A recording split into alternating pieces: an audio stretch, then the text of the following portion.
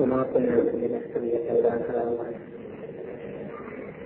والصلاة والسلام على محمد رسول الله وعلى آله وصحبه الطيبين الحمد لله.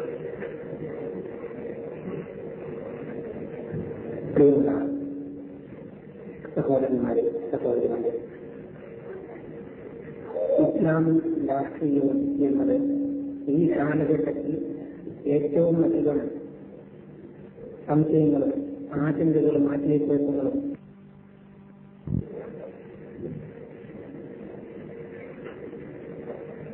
എങ്ങനെയൊക്കെ ഇതിന്റെ വശങ്ങൾ വിശദീകരിച്ചാലും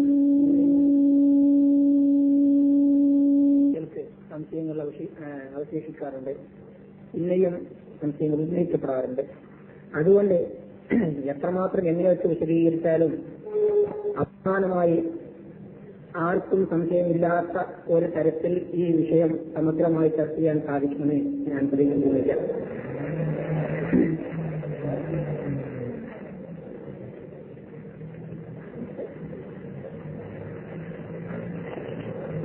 ഈ വിഷയത്തിൽ ഏറ്റവും വലിയ പ്രത്യേകത ഇസ്ലാമിനെ സംബന്ധിച്ച്, അതിന്റെ പ്രമാണങ്ങളെ സംബന്ധിച്ച് വ്യക്തമായ ഒരു പൂർവ്വധാരണ ഉള്ള ആളെ മാത്രമേ ഈ വിഷയത്തെ സംബന്ധിച്ച് എന്തെങ്കിലും വ്യക്തമായ ഒരു ധാരണയിലെത്തിക്കാൻ കഴിയുകയുള്ളൂ എന്നതാണ് മറ്റൊരു പ്രത്യേകത.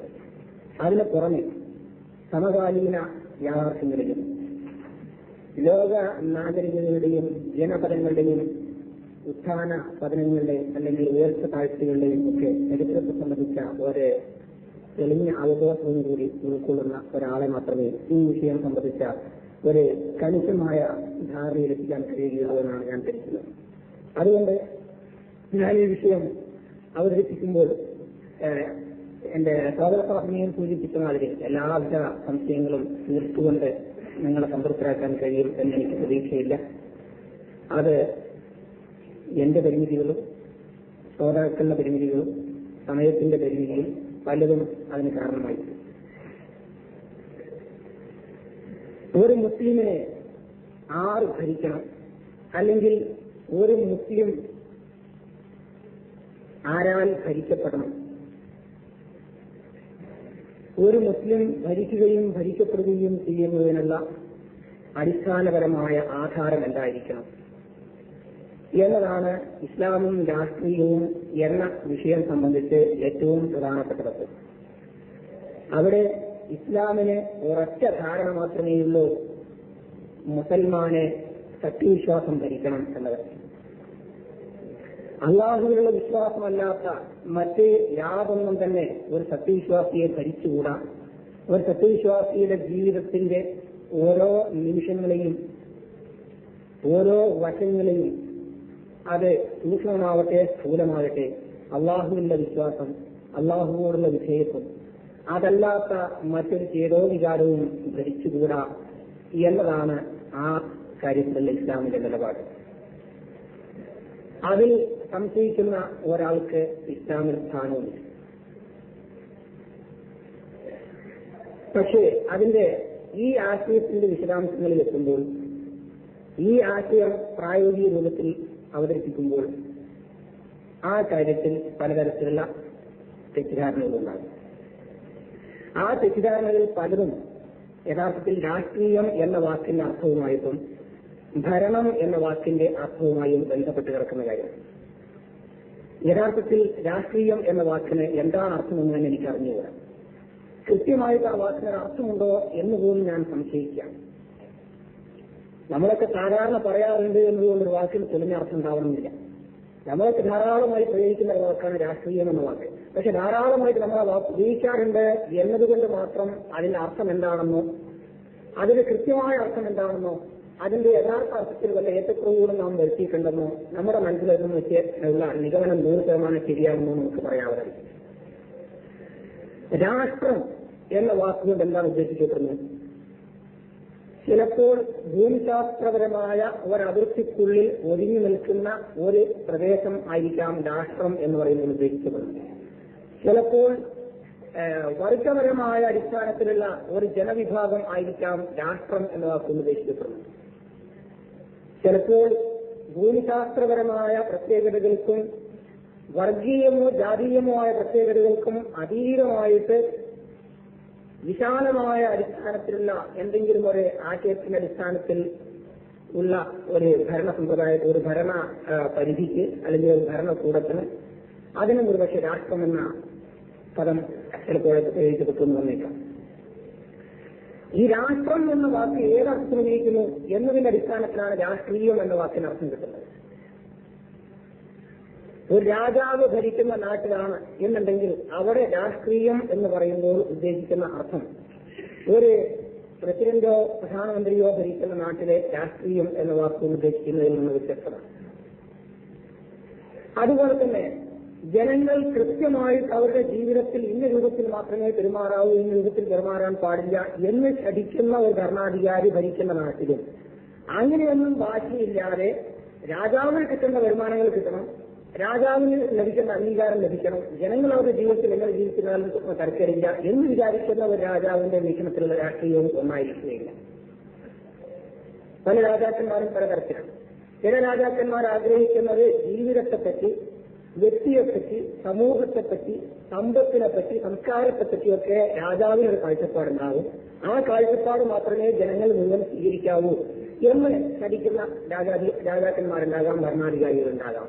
അവരുടെ കാഴ്ചപ്പാടിൽ രാഷ്ട്രീയം എന്ന വാക്കിന് വളരെ വിപുലതയുണ്ട്. ഒരു മനുഷ്യൻ കല്യാണം കഴിക്കുന്നത് അവരുടെ ദൃഷ്ടിയിൽ രാഷ്ട്രീയമായിരിക്കും. ഒരു മനുഷ്യൻ കച്ചവടം ചെയ്യുന്നത് അവരുടെ ദൃഷ്ടിയിൽ രാഷ്ട്രീയമായിരിക്കും. ഒരു മനുഷ്യൻ പ്രസംഗിക്കുന്നതും പ്രവർത്തിക്കുന്നതും എല്ലാം അവരുടെ ദൃഷ്ടിയിൽ രാഷ്ട്രീയമായിരിക്കും. അതൊക്കെ അയാളുടെ ഇഷ്ടത്തിനൊത്ത് മാത്രമേ ആകാവൂ എന്ന് അയാൾ സാക്ഷ്യം പിടിക്കുന്നത്. അതേ അവസരത്തിൽ ഒരു സമ്പൂർണ്ണ ജനാധിപത്യമാണ്. ഇപ്പോൾ ഇന്നത്തെ അമേരിക്കയെ പോലെയുള്ള ഒരു സമ്പൂർണ്ണ ജനാധിപത്യം. അങ്ങനെയുള്ള ഒരു സമ്പൂർണ്ണ ജനാധിപത്യത്തിൽ ആ നാട്ടിലെ ഒരു പൗരൻ മിക്കവാറും ജീവിതത്തിന്റെ ഏതൊക്കെ രംഗങ്ങളിൽ എന്തൊക്കെ ചെയ്തിരുന്നാലും ഭരണകൂടത്തിന് പറയത്തക്ക വിരോധമൊന്നുമില്ല. ആ ഭരണകൂടത്തോട് അതിന്റെ വിദേശ നയത്തിലും ആഭ്യന്തര നയത്തിലും ഒക്കെ ഏറെക്കുറെ യോജിച്ചാൽ മാത്രം മതി. ഉദാഹരണമായിട്ട് ഒരു അമേരിക്കൻ പൗരൻ വിവാഹം ചെയ്ത് മാന്യമായി കുടുംബജീവിതം നയിച്ചാൽ, അയാൾ വ്യഭിചരിച്ചാൽ, അതുപോലെ തന്നെ പുരുഷനും തമ്മിൽ വിവാഹം ചെയ്താൽ, ഭാര്യമാരെ പരസ്പരം കൈമാറുന്ന ഒരു സമൂഹം സൃഷ്ടിച്ച് അതിനുള്ളിൽ ജീവിച്ചാൽ, എങ്ങനെ ജീവിച്ചിരുന്നാലും, അതുപോലെ ഒരാൾ ഹരേ കൃഷ്ണ പ്രസ്ഥാനക്കാരനായി ജീവിച്ചാലും, ഒരാൾ പ്രൊട്ടസ്റ്റന്റായി ജീവിച്ചാലും, ഒരാൾ കത്തോലിക്കനായി ജീവിച്ചാലും, അതുപോലെ ഏതൊക്കെ തരത്തിലുള്ള ചിന്താധാരകളുടെ പിന്നാലെ പോയാലും സർക്കാർ ആ കാര്യത്തിൽ ഇടപെടുന്നില്ല. അമേരിക്കൻ ഭരണകൂടം ഇടപെടുന്നില്ല. നേരെ മറിച്ച് അവിടുത്തെ നികുതി സമ്പ്രദായത്തിൽ, അതുപോലെ അവിടുത്തെ ആഭ്യന്തര രംഗത്തുള്ള മറ്റ് നിർമ്മാണപരമായ കാര്യങ്ങൾ, അതുപോലെ വിദേശ രംഗത്ത് ഉള്ള കാര്യങ്ങൾ, അങ്ങനെയുള്ള കാര്യങ്ങളൊക്കെ സർക്കാരിന്റെ നയത്തിനെതിരായ നിലപാട് നാട്ടുകാർ സ്വീകരിക്കാൻ പാടില്ല എന്ന് ഭരണകൂടത്തിന് നിർബന്ധമുള്ളൂ. ബാക്കിയുള്ള കാര്യത്തിലൊക്കെ ജനങ്ങൾക്ക് പൂർണ്ണ സ്വാതന്ത്ര്യം നൽകിയിരിക്കുകയാണ്. അപ്പൊ അവിടുത്തെ കാഴ്ചപ്പാടിൽ രാഷ്ട്രീയം എന്ന് പറഞ്ഞാൽ മനുഷ്യന്മാരുടെ വിവാഹം രാഷ്ട്രീയത്തിന്റെ ഗതിയിൽ വരുന്നില്ല, അല്ലെങ്കിൽ സ്വാതന്ത്ര്യം നൽകപ്പെട്ട മേഖലയാണ്. അതുപോലെ തന്നെ മറ്റ് 100 കാര്യങ്ങളും അവർ രാഷ്ട്രീയം എന്ന് പറയുമ്പോൾ അവർ ഉദ്ദേശിക്കുന്നില്ല. അതിന് രാഷ്ട്രീയം എന്ന വാക്ക് തന്നെ സോഷ്യലിസ്റ്റ് ഭരണകൂടത്തിൽ വരുമ്പോൾ അതിന് ഒരുപാട് അർത്ഥവ്യാപ്തി ഉണ്ടായിരിക്കും. ജനാധിപത്യത്തിൽ വരുമ്പോൾ അതിനേക്കാൾ കുറഞ്ഞ അർത്ഥവ്യാപ്തിയുള്ളൂ. രാജാവ് തന്നെ, രാജാവിന്റെ മാനസിക നിലപാട് എന്താണ് എന്നതിന്റെ അടിസ്ഥാനത്തിൽ ആ രാജാവ് ഭരിക്കുന്ന നാട്ടിൽ രാഷ്ട്രീയം എന്നുള്ളതിന് അർത്ഥത്തിൽ വ്യത്യാസങ്ങൾ വന്നുകൊണ്ടിരിക്കും, ഏറ്റക്കുറവുകൾ വന്നുകൊണ്ടിരിക്കും. അപ്പൊ അങ്ങനെ ധാരാളം വ്യത്യാസങ്ങൾക്ക് വിഷയമാകുന്ന, ധാരാളം കാലഘട്ടത്തിനനുസരിച്ച്, പ്രദേശങ്ങൾക്കനുസരിച്ച്, സമ്പ്രദായങ്ങൾക്കനുസരിച്ച് മാറിക്കൊണ്ടിരിക്കുന്ന ഏറിയോ കുറഞ്ഞോ ആശയം ഉൾക്കൊള്ളുന്ന ഒരു വാക്കാണ് രാഷ്ട്രീയം എന്ന വാക്ക്. ഒരു സത്യവിശ്വാസിയെ സംബന്ധിച്ചിടത്തോളം അവന്റെ രാഷ്ട്രീയ കാഴ്ചപ്പാട് എന്തായിരിക്കണം എന്നത് ഈ ഭരിക്കുന്ന രാഷ്ട്രത്തിന്, അല്ലെങ്കിൽ ആ രാഷ്ട്രത്തിന്റെ കാഴ്ചപ്പാടിലുള്ള രാഷ്ട്രീയത്തിന് ഈ സത്യവിശ്വാസിയുടെ ജീവിതത്തിൽ എന്തൊക്കെ സ്വാധീനം ഉണ്ടായിരിക്കണമെന്ന് ആ രാഷ്ട്രവും രാഷ്ട്രീയവും ആഗ്രഹിക്കുന്നുണ്ടോ അതിന്റെ അടിസ്ഥാനത്തിലായിരിക്കും ആ സത്യവിശ്വാസിയുടെ അതിനുള്ള നിലപാട്. ഉദാഹരണമായി ഒരു രാജാവ് ആ നാട്ടിലെ പൗരന്മാര് എന്ത് വിശ്വസിക്കുന്നതിനും ആ രാജാവിന് തടസ്സമില്ല, ഏതു തരത്തിൽ വിവാഹം കഴിക്കുന്നതിനും തടസ്സമില്ല, ഏതൊരു തരത്തിൽ സ്വത്ത് സമ്പാദിക്കുന്നതിനും തടസ്സമില്ല, ഏതു തരത്തിൽ കാര്യങ്ങൾ കൈകാര്യം ചെയ്യുന്നതിനും തടസ്സമില്ല. അങ്ങനത്തെ ഒരു രാജാവാണ്. അവിടെ ഒരു മുസ്ലിം പൗരൻ സ്വീകരിക്കേണ്ട നിലപാടെന്താണ്? ഇനി അങ്ങനെയല്ല, രാജാവ് ഇസ്ലാം എന്ന ആശയത്തെ അംഗീകരിച്ചിട്ടില്ല എന്നുണ്ടെങ്കിലും ഒരു സമൂഹത്തിന്റെ നടത്തിപ്പ് സംബന്ധമായിട്ട് ധാർമ്മികമായ മാനദണ്ഡങ്ങൾ അംഗീകരിക്കുന്ന ഒരു രാജാവാണ്. തൗഹീദിൽ വിശ്വസിക്കാത്ത രാജാവായിരിക്കാം, മുഹമ്മദ് സ്വല്ലല്ലാഹു അലൈഹി വസല്ലം വിശ്വസിക്കാത്ത രാജാവായിരിക്കാം. അതോടുകൂടെ തന്നെ നാട്ടിൽ വ്യഭിചാരം ആ രാജാവ് നിരോധിച്ചിരിക്കുന്നു നോക്കുക, കള്ളുകുടി ആ രാജാവ് നിരോധിച്ചിരിക്കുന്നു നോക്കുക, ചൂതാട്ടം ആ രാജാവ് നിരോധിച്ചിരിക്കുന്നു നോക്കുക. അതുപോലെ മറ്റു കൊള്ളരുതാത്ത കാര്യങ്ങളൊക്കെ ആ രാജാവ് നിരോധിക്കുകയും പ്രോത്സാഹിപ്പിക്കേണ്ട കാര്യങ്ങൾക്ക് പ്രോത്സാഹിപ്പിക്കുകയും ചെയ്യുന്ന രാജാവാണ് നോക്കുക. അങ്ങനെയുള്ള രാജാവിന്റെ നാട്ടിൽ ജീവിക്കുന്ന മുസൽമാൻ എന്ത് നിലപാട് സ്വീകരിക്കണം എന്നതും, ആർക്കും എന്തും ചെയ്യാൻ ലൈസൻസ് നൽകുന്ന രാജാവിന്റെ നാട്ടിൽ ജീവിക്കുന്ന മുസൽമാൻ എന്ത് നയം സ്വീകരിക്കണം എന്നുള്ളതും, ജനങ്ങളെ അങ്ങേയറ്റം അടിച്ചമർത്തുകയും സ്വാതന്ത്ര്യം പോലും സ്വാതന്ത്ര്യം നിരാകരിക്കുകയും ചെയ്യുന്ന ഒരു രാജാവിന്റെ കീഴിൽ ജീവിക്കുന്ന മുസൽമാൻ എന്ത് നിലപാട് സ്വീകരിക്കണമെന്നതും ഒക്കെ വ്യത്യസ്തമായിരിക്കും. കാരണം ഇസ്ലാമിൽ വ്യത്യാസമുള്ളത് കൊണ്ടല്ല, മുസൽമാന്റെ നയത്തിൽ വ്യത്യാസമുള്ളത് കൊണ്ടല്ല, നേരെ മറിച്ചു ആ നാട്ടിലെ രാജാവിന്റെ സമീപനത്തിൽ വ്യത്യാസമുള്ളതുകൊണ്ടും അവിടുത്തെ രാഷ്ട്രീയ വീക്ഷണത്തിൽ വ്യത്യാസമുള്ളതുകൊണ്ടും. അപ്പോ ഇസ്ലാമിനെ പറ്റി പറയുന്നത് ഞാൻ ആദ്യമേ പറഞ്ഞ് ഇസ്ലാമിൽ രാഷ്ട്രീയ സംബന്ധമായ ഒറ്റ കാഴ്ചപ്പാട് മാത്രമേ ഉള്ളൂ. എന്താണ് ആ കാഴ്ചപ്പാട്? ഒരു മുസൽമാന്റെ മനസ്സിനെ അള്ളാഹുവിലുള്ള വിശ്വാസമല്ലാത്ത മറ്റു ഒരാശയവും ഒരു മുസൽമാന്റെ മനസ്സിനെ ഭരിക്കാൻ പാടില്ല. അള്ളാഹുവിനുള്ള വിശ്വാസത്തിനെതിരായ ഒരു വികാരവും ഒരു സത്യവിശ്വാസിയുടെ മനസ്സിനെ സ്വാധീനിക്കാൻ പാടില്ല. അള്ളാഹുവിനുള്ള വിശ്വാസത്തിനും അള്ളാഹു അനുശാസിക്കുന്ന ധാർമ്മിക നിയമങ്ങൾക്കും എതിരായ യാതൊരു തരത്തിലുള്ള വികാരങ്ങളും പ്രവർത്തനങ്ങളും ഭാവങ്ങളും സമീപനങ്ങളും ഒരു സത്യവിശ്വാസിയുടെ ഭാഗത്തുനിന്ന് ഉണ്ടാകാൻ പാടില്ല എന്നതാണ് ആ കാര്യത്തിൽ ഇസ്ലാമിന്റെ നിലപാട്. ഈ ആശയത്തിന് മാറ്റമില്ല. ഇത് ഏത് രാജാവിന്റെ നാട്ടിലാണെങ്കിലും അങ്ങനെ തന്നെയാണ്, ഏത് പ്രസിഡന്റിന്റെ നാട്ടിലാണെങ്കിലും അങ്ങനെ തന്നെയാണ്, ഏത് പ്രധാനമന്ത്രിയുടെ നാട്ടിലാണെങ്കിലും അങ്ങനെ തന്നെയാണ്, 20-ാം നൂറ്റാണ്ടിലാണെങ്കിലും 21-ാം നൂറ്റാണ്ടിലാണെങ്കിലും അങ്ങനെ തന്നെയാണ്, 2000 കൊല്ലങ്ങൾക്ക് മുമ്പോ 4000 കൊല്ലങ്ങൾക്ക് മുമ്പോ ആണെങ്കിലും അങ്ങനെ തന്നെയാണ്. അതിൽ യാതൊരു വ്യത്യാസവും എന്ന് വെച്ചാൽ ഒരു സത്യവിശ്വാസിക്ക് ഏത് കാലത്ത് ഏത് സമൂഹത്തില് ഏത് ഭരണകൂടത്തിന് കീഴിൽ ജീവിക്കുകയാണെങ്കിലും അള്ളാഹുവിന്റെ കൽപ്പനയ്ക്കെതിരായി അതൊന്നും പ്രവർത്തിക്കാൻ പാടില്ല. ആ ആശയം മുസ്ലിം ലോകത്തെ മുഴുവൻ ആളുകൾ എന്ന് പറഞ്ഞാൽ നാമമാത്ര മുസ്ലിംകൾ എന്ന അർത്ഥത്തിലല്ല ഞാൻ പറയുന്നത്. ഈമാനും ഇസ്ലാമും ഉള്ള യഥാർത്ഥ മുസ്ലിങ്ങളായിട്ടുള്ള ആളുകൾക്ക് ആർക്കും ആ കാര്യത്തിൽ ഒരു കാലഘട്ടത്തിലും തർക്കമുണ്ടായിട്ടില്ല. ആ ആശയമാണ് സാധാരണ നമ്മുടെ പ്രാമാണിക ഗ്രന്ഥങ്ങളിലൊക്കെ കാണുന്ന ലാ പാഴത്തലിമാണ് മഹ്ലൂഖിൻ ഫീ മഅസിയത്തിൽ ഖാലിഖ്. ലാ പാഴത്തലി മഹ്ലൂഖിൻ എന്ന് പറഞ്ഞാൽ ഒരു സൃഷ്ടിക്കും അനുസരണം ഉണ്ടാകാൻ പാടില്ല, ഒരു സൃഷ്ടിയെയും അനുസരിക്കാൻ പാടില്ല. ഫീ മഅസിയത്തിൽ ഖാലിഖ്, പടച്ച തമ്പുരാനെ ധിക്കരിച്ചുകൊണ്ട്, സൃഷ്ടാവിന്റെ കൽപ്പനയെ ധിക്കരിച്ചുകൊണ്ടുള്ള ഒരു വിഷയത്തിൽ അല്ലെങ്കിൽ ധിക്കരിക്കുന്നതായ ഒരു രൂപത്തിൽ ഒരു സൃഷ്ടിയെയും അനുസരിക്കാൻ പാടില്ല എന്നത് മുസ്ലിം ലോകം ഇന്നുവരെ ഏകദേശമായി അംഗീകരിച്ചു പോകുന്ന ഒരു നിലപാട്. ആ നിലപാടിൽ ഇവിടത്തെ മുജാഹിദുകൾക്ക് എന്നല്ല, ഇവിടത്തെ ഒരു വിഭാഗം മുസ്ലിംകൾക്കും അഭിപ്രായ വ്യത്യാസമില്ല. അങ്ങനത്തെ ഒരു പ്രശ്നത്തിൽ അഭിപ്രായ വ്യത്യാസം ഉണ്ട് എന്ന് വരുത്തിക്കാൻ വേണ്ടി ആരെങ്കിലും ശ്രമിക്കുന്നുണ്ടോ എന്നുള്ളത് വേറെ കാര്യമാണ്. യഥാർത്ഥത്തിൽ ആ കാര്യത്തിൽ അഭിപ്രായ വ്യത്യാസമില്ല. പക്ഷെ ആളുകളൊക്കെ അങ്ങനെയാണോ അല്ലേ എന്നുള്ളത്. മുജാഹിദ് പള്ളിയിൽ വരുന്ന എല്ലാ മനുഷ്യനും അള്ളാഹു താരായ കൽപ്പന മാത്രം അനുസരിക്കുന്നവരും വേറെ ആരുടെ കൽപ്പന അനുസരിക്കാത്തവരുമാണോ? അല്ലേ? അതല്ലേ ഇവിടെ. അത് ഒരു മനുഷ്യൻ പൂർണ്ണമായി മുസ്ലിം ആവാൻ തയ്യാറുണ്ടോ ഇല്ലേ എന്നുള്ള പ്രശ്നം. അതിന് യാതൊരു മുക്തി. ഈ മഹല്ല് ഇത് മുജാഹിദുകളുടെ മഹല്ലല്ല. ഇനി അതിനേക്കാളും വലിയ കരുത്തന്മാരായ സമഗ്ര സമ്പൂർണമായ ധാരണയിൽ ആളുകളുടെ മഹലാണെന്ന് നോക്കുക. എന്നാൽ തന്നെയും ഇവിടെ വരുന്ന ആളുകളെ മുഴുവൻ 100% മുസ്ലിമാക്കാൻ ഒരു നേതാവിനും സാധ്യമല്ല, ഒരു വ്യവസ്ഥിതിക്കും സാധ്യമല്ല, ഒരു ഭരണകൂടത്തിനും സാധ്യമല്ല. എന്താണ് കാരണം?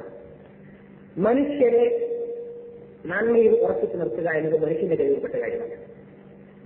അത് വാളുകൊണ്ട് നിറവേറ്റാവുന്ന കാര്യമല്ല, തോക്കുകൊണ്ട് നിറവേറ്റാവുന്ന കാര്യമല്ല, വ്യവസ്ഥിതി കൊണ്ട് നിറവേറ്റാവുന്നതല്ല, പട്ടാളങ്ങൾ കൊണ്ടും മറ്റു ക്രമീകരണങ്ങൾ കൊണ്ടും നിറവേറ്റാവുന്നതല്ല.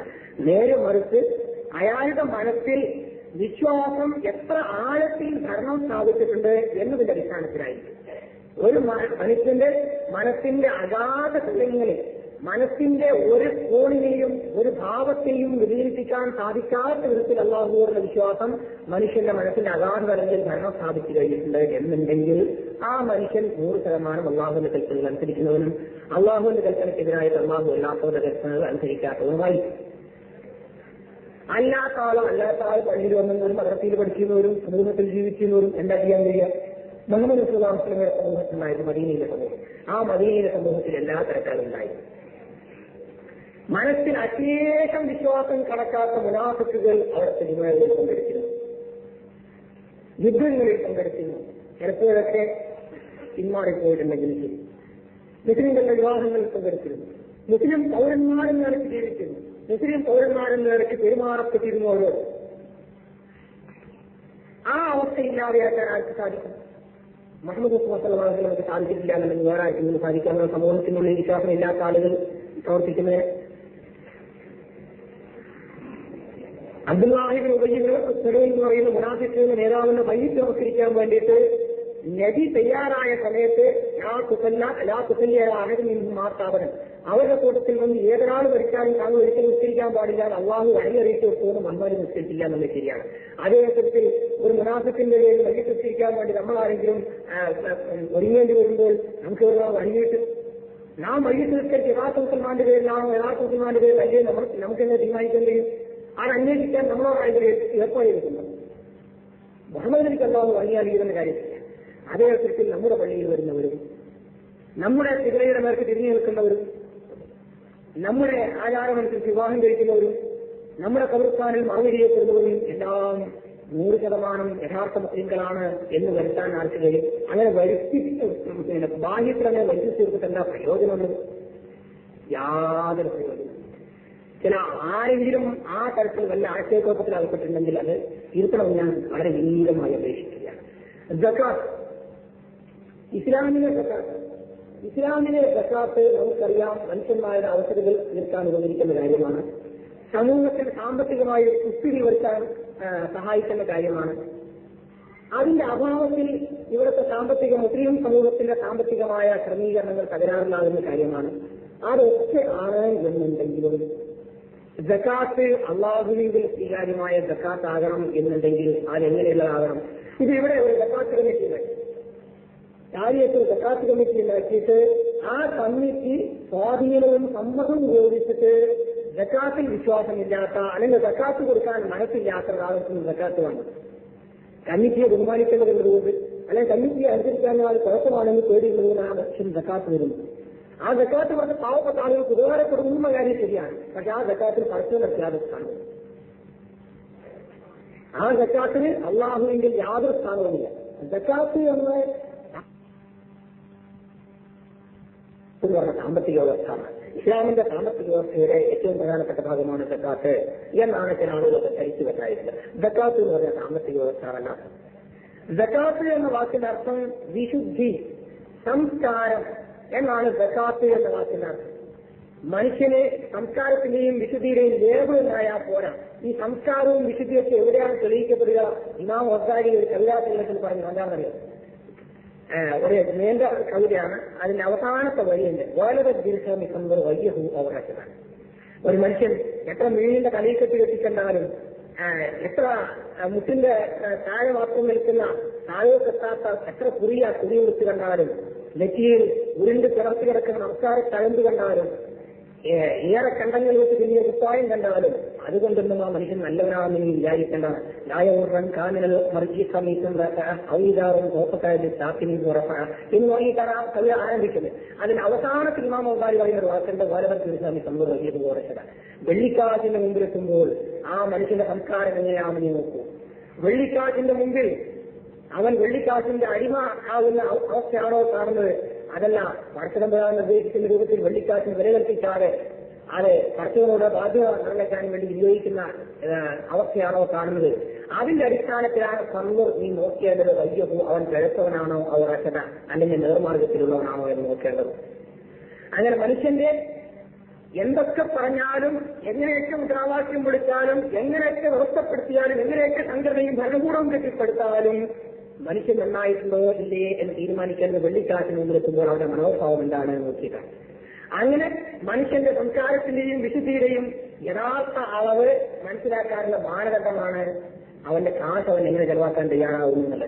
അതുകൊണ്ടാണ് ഒരു സത്യവിശ്വാസി അവന്റെ ധനം അള്ളാഹുവിന് വേണ്ടി വിനിയോഗിക്കാൻ തയ്യാറാണ്, അവൻ ആ കാര്യത്തിൽ ഒരു സ്വാർത്ഥതയുമില്ല എന്ന് തെളിയിക്കുന്ന കർമ്മമായതുകൊണ്ട് അതിന് സക്കാത്ത്, വിശുദ്ധി അല്ലെങ്കിൽ സംസ്കാരം എന്നർത്ഥമുള്ള സക്കാത്ത് എന്ന പേര് ഉണ്ടാവാൻ കാരണമാണ്. ആ പറയുന്ന സാമ്പത്തിക സംസ്കാരം അല്ലെങ്കിൽ സാമ്പത്തിക വിശുദ്ധി, അത് മുഖേനയുള്ള ജീവിത വിശുദ്ധി, അത് ഇല്ലാതെ ഒരാൾ ആർക്കെങ്കിലും വേണ്ടി സക്കാത്ത് കൊടുത്താൽ അത് ഇസ്ലാമിലെ സക്കാത്താവൂല. പക്ഷെ ഇസ്ലാമിലെ സക്കാത്തായിട്ടില്ല എന്നുണ്ടെങ്കിലും ഭരണകൂടത്തിന് അതുകൊണ്ട് ആവശ്യം നടത്താം. പാവങ്ങൾക്ക് കൊണ്ട് വയറു പറയും. ആ കാര്യം ശരിയാണ്. അപ്പൊ ദുന്യാവിൽ ആ സക്കാത്തിന്റെ ആവശ്യങ്ങൾ നടക്കും, ആഖിറത്ത് ചെല്ലുമ്പോൾ ആ സക്കാത്തിന്റെ ആവശ്യങ്ങൾ നടക്കൂല. യഥാർത്ഥത്തിൽ ഇസ്ലാം ഏറ്റവും കൂടുതൽ പ്രാധാന്യം കൽപ്പിക്കുന്നത് ആഖിറത്ത് ചെല്ലുമ്പോൾ പ്രയോജനപ്പെടുന്ന സക്കാത്തിനാണ്. ദുന്യാവിൽ പ്രയോജനപ്പെടുക എന്നതിന് രണ്ടാം സ്ഥാനം കൽപ്പിക്കുന്നുള്ളൂ. ദുന്യാവിൽ പ്രയോജനം ഉണ്ടാവേണ്ട നഷ്ടത്തിനല്ല പറയുന്നത്. ആഖിറത്തിൽ ചെല്ലുമ്പോൾ അള്ളാഹുവിന്റെ മക്കളിൽ നിന്ന് പരിപാലിക്കണമെങ്കിൽ എന്ത് വേണം? അവൻ ശിക്ഷണത്തിൽ ഉണ്ടായി കൊണ്ടുപോയി മുസ്ലിം. ആരെങ്കിലും ഒരാൾ ഒരു വ്യവസ്ഥ അംഗീകരിച്ചതുകൊണ്ടോ ഒരു ഭരണകൂടത്തെ അംഗീകരിച്ചതുകൊണ്ടോ അല്ല വേണ്ടത്. നേരെ മറിച്ചു സ്വാർത്ഥം എന്ന് പറയുന്നത്, ലുബ്ധത എന്ന് പറയുന്നത്, സ്വന്തം കാര്യത്തിൽ ഉദാരത കൈക്കൊള്ളാനുള്ള വിന്യസ്, ആ രോഗത്തിൽ നിന്ന് ആർ കാത്തു സൂക്ഷിക്കപ്പെടുന്നു ഉലായി കഹുൽ മുസ്ലിഹൂൻ, അവരാകുന്നു, അവർ തന്നെയാകുന്നു മോക്ഷം പ്രാപിച്ചവർ, വിജയം പ്രാപിച്ചവർ. ആ തരത്തിൽ ഒരാൾ ആത്മശുദ്ധി നേടിയിട്ട് അവന്റെ പ്രവർത്തനങ്ങൾ അതിനനുരൂപമായി സംസ്കരിക്കപ്പെടുമ്പോൾ മാത്രമാണ് ഇസ്ലാമിന്റെ ഭാഷയിൽ അവൻ വിജയം പ്രാപിക്കുന്നത്. അവൻ ജീവിക്കുന്ന വ്യവസ്ഥ ഏതായിരുന്നാലും, അവന്റെ മുകളിലുള്ള ഭരണകൂടം ഏതായിരുന്നാലും. ഇത് ഞാൻ പറയുമ്പോൾ ഇസ്ലാമിലെ മുസൽമാനിന് ഏത് നാറിയ ഭരണകൂടത്തെയും താങ്ങി നിർത്തേണ്ടതുണ്ടെന്നോ നിർത്താവുന്നതാണ് എന്നോ അല്ലെങ്കിൽ അധാർമികമായ സ്വേച്ഛാധിപത്യപൂർണമായ ഭരണകൂടവുമായി യോജിച്ചു പോകാൻ മുസൽമാൻ ബാധ്യസ്ഥനാണെന്നോ അല്ലെങ്കിൽ യോജിച്ചു പോകാവുന്നതാണ് എന്നോ ഞാൻ പറയുന്നു എന്നല്ല ഇതിന്റെ അർത്ഥം. നേരെ മറിച്ചു ഇസ്ലാമിൽ ഏറ്റവും പ്രധാനപ്പെട്ടത് മനുഷ്യന്റെ ശരീരത്തെ ആർ ഭരിക്കുന്നു എന്നതിനേക്കാൾ, മനുഷ്യന്റെ വീടിനെ ആർ ഭരിക്കുന്നു എന്നതിനേക്കാൾ, മനുഷ്യന്റെ മണ്ണിനെ ആർ ഭരിക്കുന്നു എന്നതിനേക്കാൾ മനുഷ്യന്റെ മനസ്സിനെ ആർ ഭരിക്കുന്നു എന്നതിനാണ് ഇസ്ലാമിൽ ഏറ്റവും കൂടുതൽ സ്ഥാനമുള്ളത് എന്ന് മനസ്സിലാക്കി തരാൻ വേണ്ടിയാണ് ഞാൻ ഈ കാര്യം പറഞ്ഞത്. ഇതിനോട് ആർക്കെങ്കിലും യോജിക്കാൻ കഴിയുന്നില്ല എന്നുണ്ടെങ്കിൽ അത് എന്തുകൊണ്ടാണെന്ന് എനിക്കറിഞ്ഞുകൂടാ. ഞാൻ മനസ്സിലാക്കിയ ഇസ്ലാമിനെ, ഞാൻ മനസ്സിലാക്കുന്ന ഇസ്ലാമിൽ എല്ലാറ്റിനേക്കാളും പ്രധാനമായി സർവകാര്യങ്ങളെക്കാളും പ്രധാനമായിട്ടുള്ളത് അവന്റെ മനസ്സിൽ അള്ളാഹുവിന്റെ ഭരണമായിരിക്കുക, അല്ലെങ്കിൽ അവന്റെ മനസ്സ് അള്ളാഹുവിന്റെ വിശ്വാസത്താൽ ഭരിക്കപ്പെടുക. അങ്ങനെ അവന്റെ മനസ്സിനെ സമ്പൂർണമായിട്ട് അള്ളാഹുവോടുള്ള വിധേയത്വമാണ് ഭരിക്കുന്നതെന്നുണ്ടെങ്കിൽ അവന്റെ വാക്കുകൾ ശുദ്ധമായിരിക്കും, അവന്റെ വികാരങ്ങളും ശുദ്ധമായിരിക്കും, അവന്റെ ഭാവഭാവങ്ങളും സമീപനങ്ങളും പ്രവർത്തനങ്ങളും ശുദ്ധമായിരിക്കും. അല്ലാത്തയിടത്തോളം കാലം വ്യവസ്ഥിതിക്ക് ശുദ്ധമാക്കാൻ കഴിയില്ല, ഭരണകൂടങ്ങൾക്ക് ശുദ്ധമാക്കാൻ കഴിയില്ല, മറ്റാർക്കും തന്നെ ശുദ്ധമാക്കാൻ കഴിയില്ല എന്നാണ് ഞാൻ മനസ്സിലാക്കുന്നത്. ഞാൻ മനസ്സിലാക്കുന്നു എന്ന് പറയുമ്പോൾ എന്റെ സ്വന്തം യുക്തിയെന്നോ ചിന്ത എന്ന അർത്ഥത്തിനല്ല. ദീർഘകാലമായി ഞാൻ പൊങ്ങച്ചം പറയുകയല്ല. ഞാൻ ഈ 20ാം നൂറ്റാണ്ടിൽ ഇസ്ലാമിനെ കുറിച്ച് പല കാഴ്ചപ്പാടുകളിലും എഴുതപ്പെട്ട പല ഭാഷകളിലുമുള്ള അനേകം ഗ്രന്ഥങ്ങൾ വായിച്ചു. സയ്യിദ് ഖുത്ബിന്റെയും അബ്ദുൽ ഖാദർ ഔലിയുടെയും മുഹമ്മദ് ഖുത്ബിന്റെയും ഹസൻ സുലൈബിയുടെയും ആ വിഭാഗത്തിൽ തന്നെ കൂടിയോ കുറച്ചോ ഉൾപ്പെടുത്താവുന്ന മുഹമ്മദ് ഗദ്ദാലിയുടെയും അബ്ബാസ് മഹ്മൂദ് അൽ അഖാദിന്റെയും ഒക്കെ ഗ്രന്ഥങ്ങൾ വായിക്കുവാനുള്ള ഭാഗ്യം എനിക്കുണ്ടായിരുന്നു. മർഹൂം അബ്ദുൽ മൗദൂദിയുടെ ഡസൻ കണക്കുള്ള ഗ്രന്ഥങ്ങൾ എനിക്ക് വായിക്കാൻ അവസരം കിട്ടിയിട്ടുണ്ട്. അബുൽ ഹസൻ അലി നബിയുടെയും വഹീദുദ്ദീൻ ഖാന്റെയും ഗ്രന്ഥങ്ങൾ എനിക്ക് വായിക്കാൻ അവസരം കിട്ടിയിട്ടുണ്ട്. അതിനു മുമ്പുള്ള റഹീദുള്ളയുടെയും അഖ്വാനിയുടെയും ഗ്രന്ഥങ്ങൾ, മുഹമ്മദ് അബ്ദയുടെ ഗ്രന്ഥങ്ങൾ വായിക്കാൻ അവസരം കിട്ടിയിട്ടുണ്ട്. അതിൽ നിന്നെല്ലാം എനിക്ക് മനസ്സിലാക്കാൻ കഴിഞ്ഞിട്ടുള്ളത് ഇതിൽ നിന്ന് വ്യത്യസ്തമായിട്ട് ഇസ്ലാമിൽ മനുഷ്യന്റെ മനസ്സിനെയും മനുഷ്യന്റെ അന്തരംഗത്തെയും ഇസ്ലാമിക വിശ്വാസം, ദൈവികമായ വിശ്വാസം ഭരിക്കണം എന്നതിനേക്കാൾ ഉപരിയായ, അതിനേക്കാളും പ്രധാനമായ എന്തെങ്കിലും ഒരു കാര്യം ഇസ്ലാമിലുണ്ട് എന്ന് മനസ്സിലാക്കാൻ ഇതിൽ നിന്നൊന്നും എനിക്ക് ഒരിക്കലും ലഭിച്ചിട്ടില്ല. ഇന്നിപ്പോൾ കേരളത്തിലെ എല്ലാ മുക്കുമൂലകളിലും ഒരു ബോർഡ് പ്രത്യക്ഷപ്പെട്ടിട്ടുണ്ട്. ഒരുപാട് സ്ഥലങ്ങളിൽ എന്റെ കണ്ണുകൊണ്ട് തന്നെ ഡസൻ കണക്കിന് ആ വാചകങ്ങൾ എഴുതിയ ബോർഡ് ഞാൻ കാണുകയുണ്ടായി. അതിൽ പറയുന്നത് ഇസ്ലാം എന്നാൽ മനുഷ്യ ജീവിതത്തിന്റെ നിഖില മണ്ഡലങ്ങളെയും ഉയർന്നു നിൽക്കുന്ന ഒരു ജീവിത വ്യവസ്ഥയാണ്. ഇസ്ലാം രാഷ്ട്രമാണ്, ഇസ്ലാം ദേശമാണ്, ഇസ്ലാം ജനതയാണ്, ഇസ്ലാം യുദ്ധമാണ്, സമാധാനമാണ്, ശക്തിയാണ് എന്ന് തുടങ്ങിയിട്ട് ഒരുപാട് കാര്യങ്ങൾ പറഞ്ഞിട്ട് ഏറ്റവും അവസാനമായി പറയുന്നു ഇസ്ലാം ആരാധനയാണ്, വിശ്വാസമാണ്, കർമ്മമാണ്. എല്ലാം കഴിഞ്ഞ അവസാനമായി ഇസ്ലാമിന് ഡസൻ കണക്കിന് നിർവചനങ്ങൾ. ഇസ്ലാം ദേശമാണ്, ഇസ്ലാം ജനതയാണ്, ഇസ്ലാം ഭൂമിയാണ്, ഇസ്ലാം പ്രദേശമാണ്, ഇസ്ലാം രാഷ്ട്രമാണ്, ഇസ്ലാം ശക്തിയാണ്, ഇസ്ലാം സ്നേഹമാണ്, കാരുണ്യമാണ് എന്നിങ്ങനെയുള്ള ഒരുപാട് പലതരത്തിലുള്ള വാക്കുകൾ അതെല്ലാം പറഞ്ഞു കഴിഞ്ഞിട്ട് അവസാനമായിട്ട് പറയുന്നു ഇസ്ലാം എന്നാൽ വിശ്വാസമാണ്, ആരാധനയാണ്, കർമ്മമാണ്. ഇസ്ലാമിൽ രാഷ്ട്രീയമോ രാഷ്ട്രമോ ഉണ്ട്, ശരിയാണ്. ഇസ്ലാമിൽ ദേശം എന്നുള്ളത് തന്നെയാണ് വരാൻ നിൽക്കുന്നത്. ഏതായിരുന്നാലും ദേശത്തെ തന്നെയാണ് ഇസ്ലാമിൽ ഉണ്ടാകുന്നത്. അതുപോലെ തന്നെ വേറെ കാര്യങ്ങളൊക്കെ ഇസ്ലാമിൽ ഉണ്ടാകാവുന്നതോ ഇസ്ലാമിനോട് ബന്ധപ്പെടാവുന്നതാണ്. പക്ഷെ ഒരു കാര്യം ഇന്നതാണെന്ന് എങ്ങനെ പറയേണ്ടത്?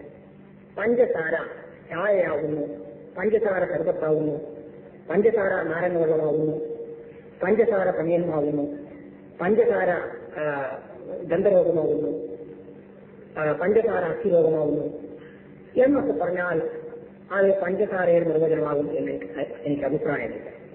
ഞങ്ങളൊക്കെ പള്ളിവൃത്തികളിൽ കിതാബോധി പഠിക്കുന്ന കാലത്ത് ഒരു കാര്യത്തിൽ തൈരീഫ് പറയണമെങ്കിൽ, ഒരു കാര്യത്തിൽ നിർവചനം പറയണമെങ്കിൽ ആ നിർവചനത്തിന് ഒരു നിയമം ഉണ്ടായിരുന്നു. എന്താണെന്ന് വെച്ചാൽ ആ സാധനം എന്താണ് എന്ന് പറയണമെങ്കിൽ അതിനെ മറ്റുള്ള എല്ലാത്തിൽ നിന്നും വേർതിരിച്ച് നിർത്തുന്ന കാര്യം ആദ്യം ആ കാര്യവും മറ്റു കാര്യങ്ങളും കൂടി അടങ്ങിയിട്ടുള്ള പൊതുവായിട്ടുള്ള കാര്യം പറയണം. എന്നിട്ട് പിന്നെ മറ്റുള്ളതിൽ നിന്ന് അതിനെ വേർതിരിച്ചിരുന്ന കാര്യം പറയണം. ഉദാഹരണമായിട്ട് മനുഷ്യനെ പറ്റി പറയുകയാണെന്നുണ്ടെങ്കിൽ മനുഷ്യൻ ഒരു ബുദ്ധിജീവിയാണ്. മനുഷ്യൻ ജീവിയാണ്, പക്ഷെ അതോടുകൂടി അവൻ ചിന്താശേഷിയുള്ളവനാണ്, ബുദ്ധി ഉപയോഗിച്ച് പ്രവർത്തിക്കുന്നവനാണ്. അവ ജീവി എന്നുള്ളത് മനുഷ്യനും മനുഷ്യനല്ലാത്തവരും ഉൾക്കൊള്ളുന്ന ഒരു വിഭാഗമാണ്. അതിൽ നിന്ന് മനുഷ്യനെ മാത്രം വേർതിരിച്ചിരിക്കുന്ന കാര്യം അവൻ ബുദ്ധിയുള്ളവനായിരിക്കാമെന്നതാണ്.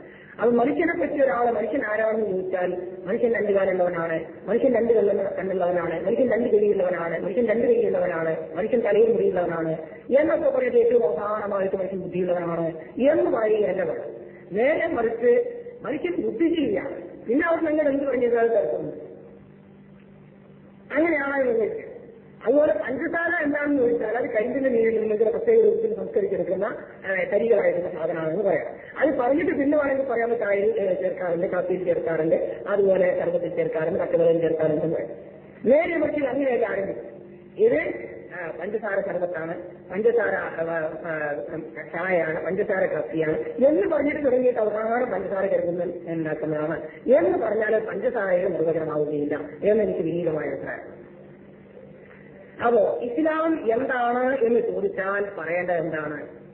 ഇസ്ലാമിന് ഈ ദുനിയാവിലുള്ള എല്ലാ ചിന്തകളിൽ നിന്നും എല്ലാ ആദർശങ്ങളിൽ നിന്നും വേർതിരിച്ചു നിർത്തുന്ന അടിസ്ഥാനപരമായ കാര്യം എന്താണ് എന്നതാണ് ഇസ്ലാം ഇന്നതാണ് എന്ന് പരിചയപ്പെടുത്തുന്ന ബോർഡുകളിൽ പരസ്യ പലകകളിൽ എഴുതേണ്ടത് എന്ന് ഞാൻ മനസ്സിലാക്കും. അതെന്താണ്?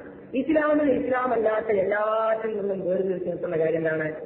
ഇസ്ലാം രാഷ്ട്രമാണ്, ഇസ്ലാം അല്ലാതെ ലോകത്തെ രാഷ്ട്രം, ഇസ്ലാം ദേശമാണ്, ഇസ്ലാം അല്ലാതെ വേറെ ദേശമില്ല, ഇസ്ലാം ജനതയാണ്, ഇസ്ലാം അല്ലാതെ വേറെ ജനതയില്ല, ഇസ്ലാം ശക്തിയാണ്, ഇസ്ലാം അല്ലാതെ വേറെ ശക്തിയില്ല.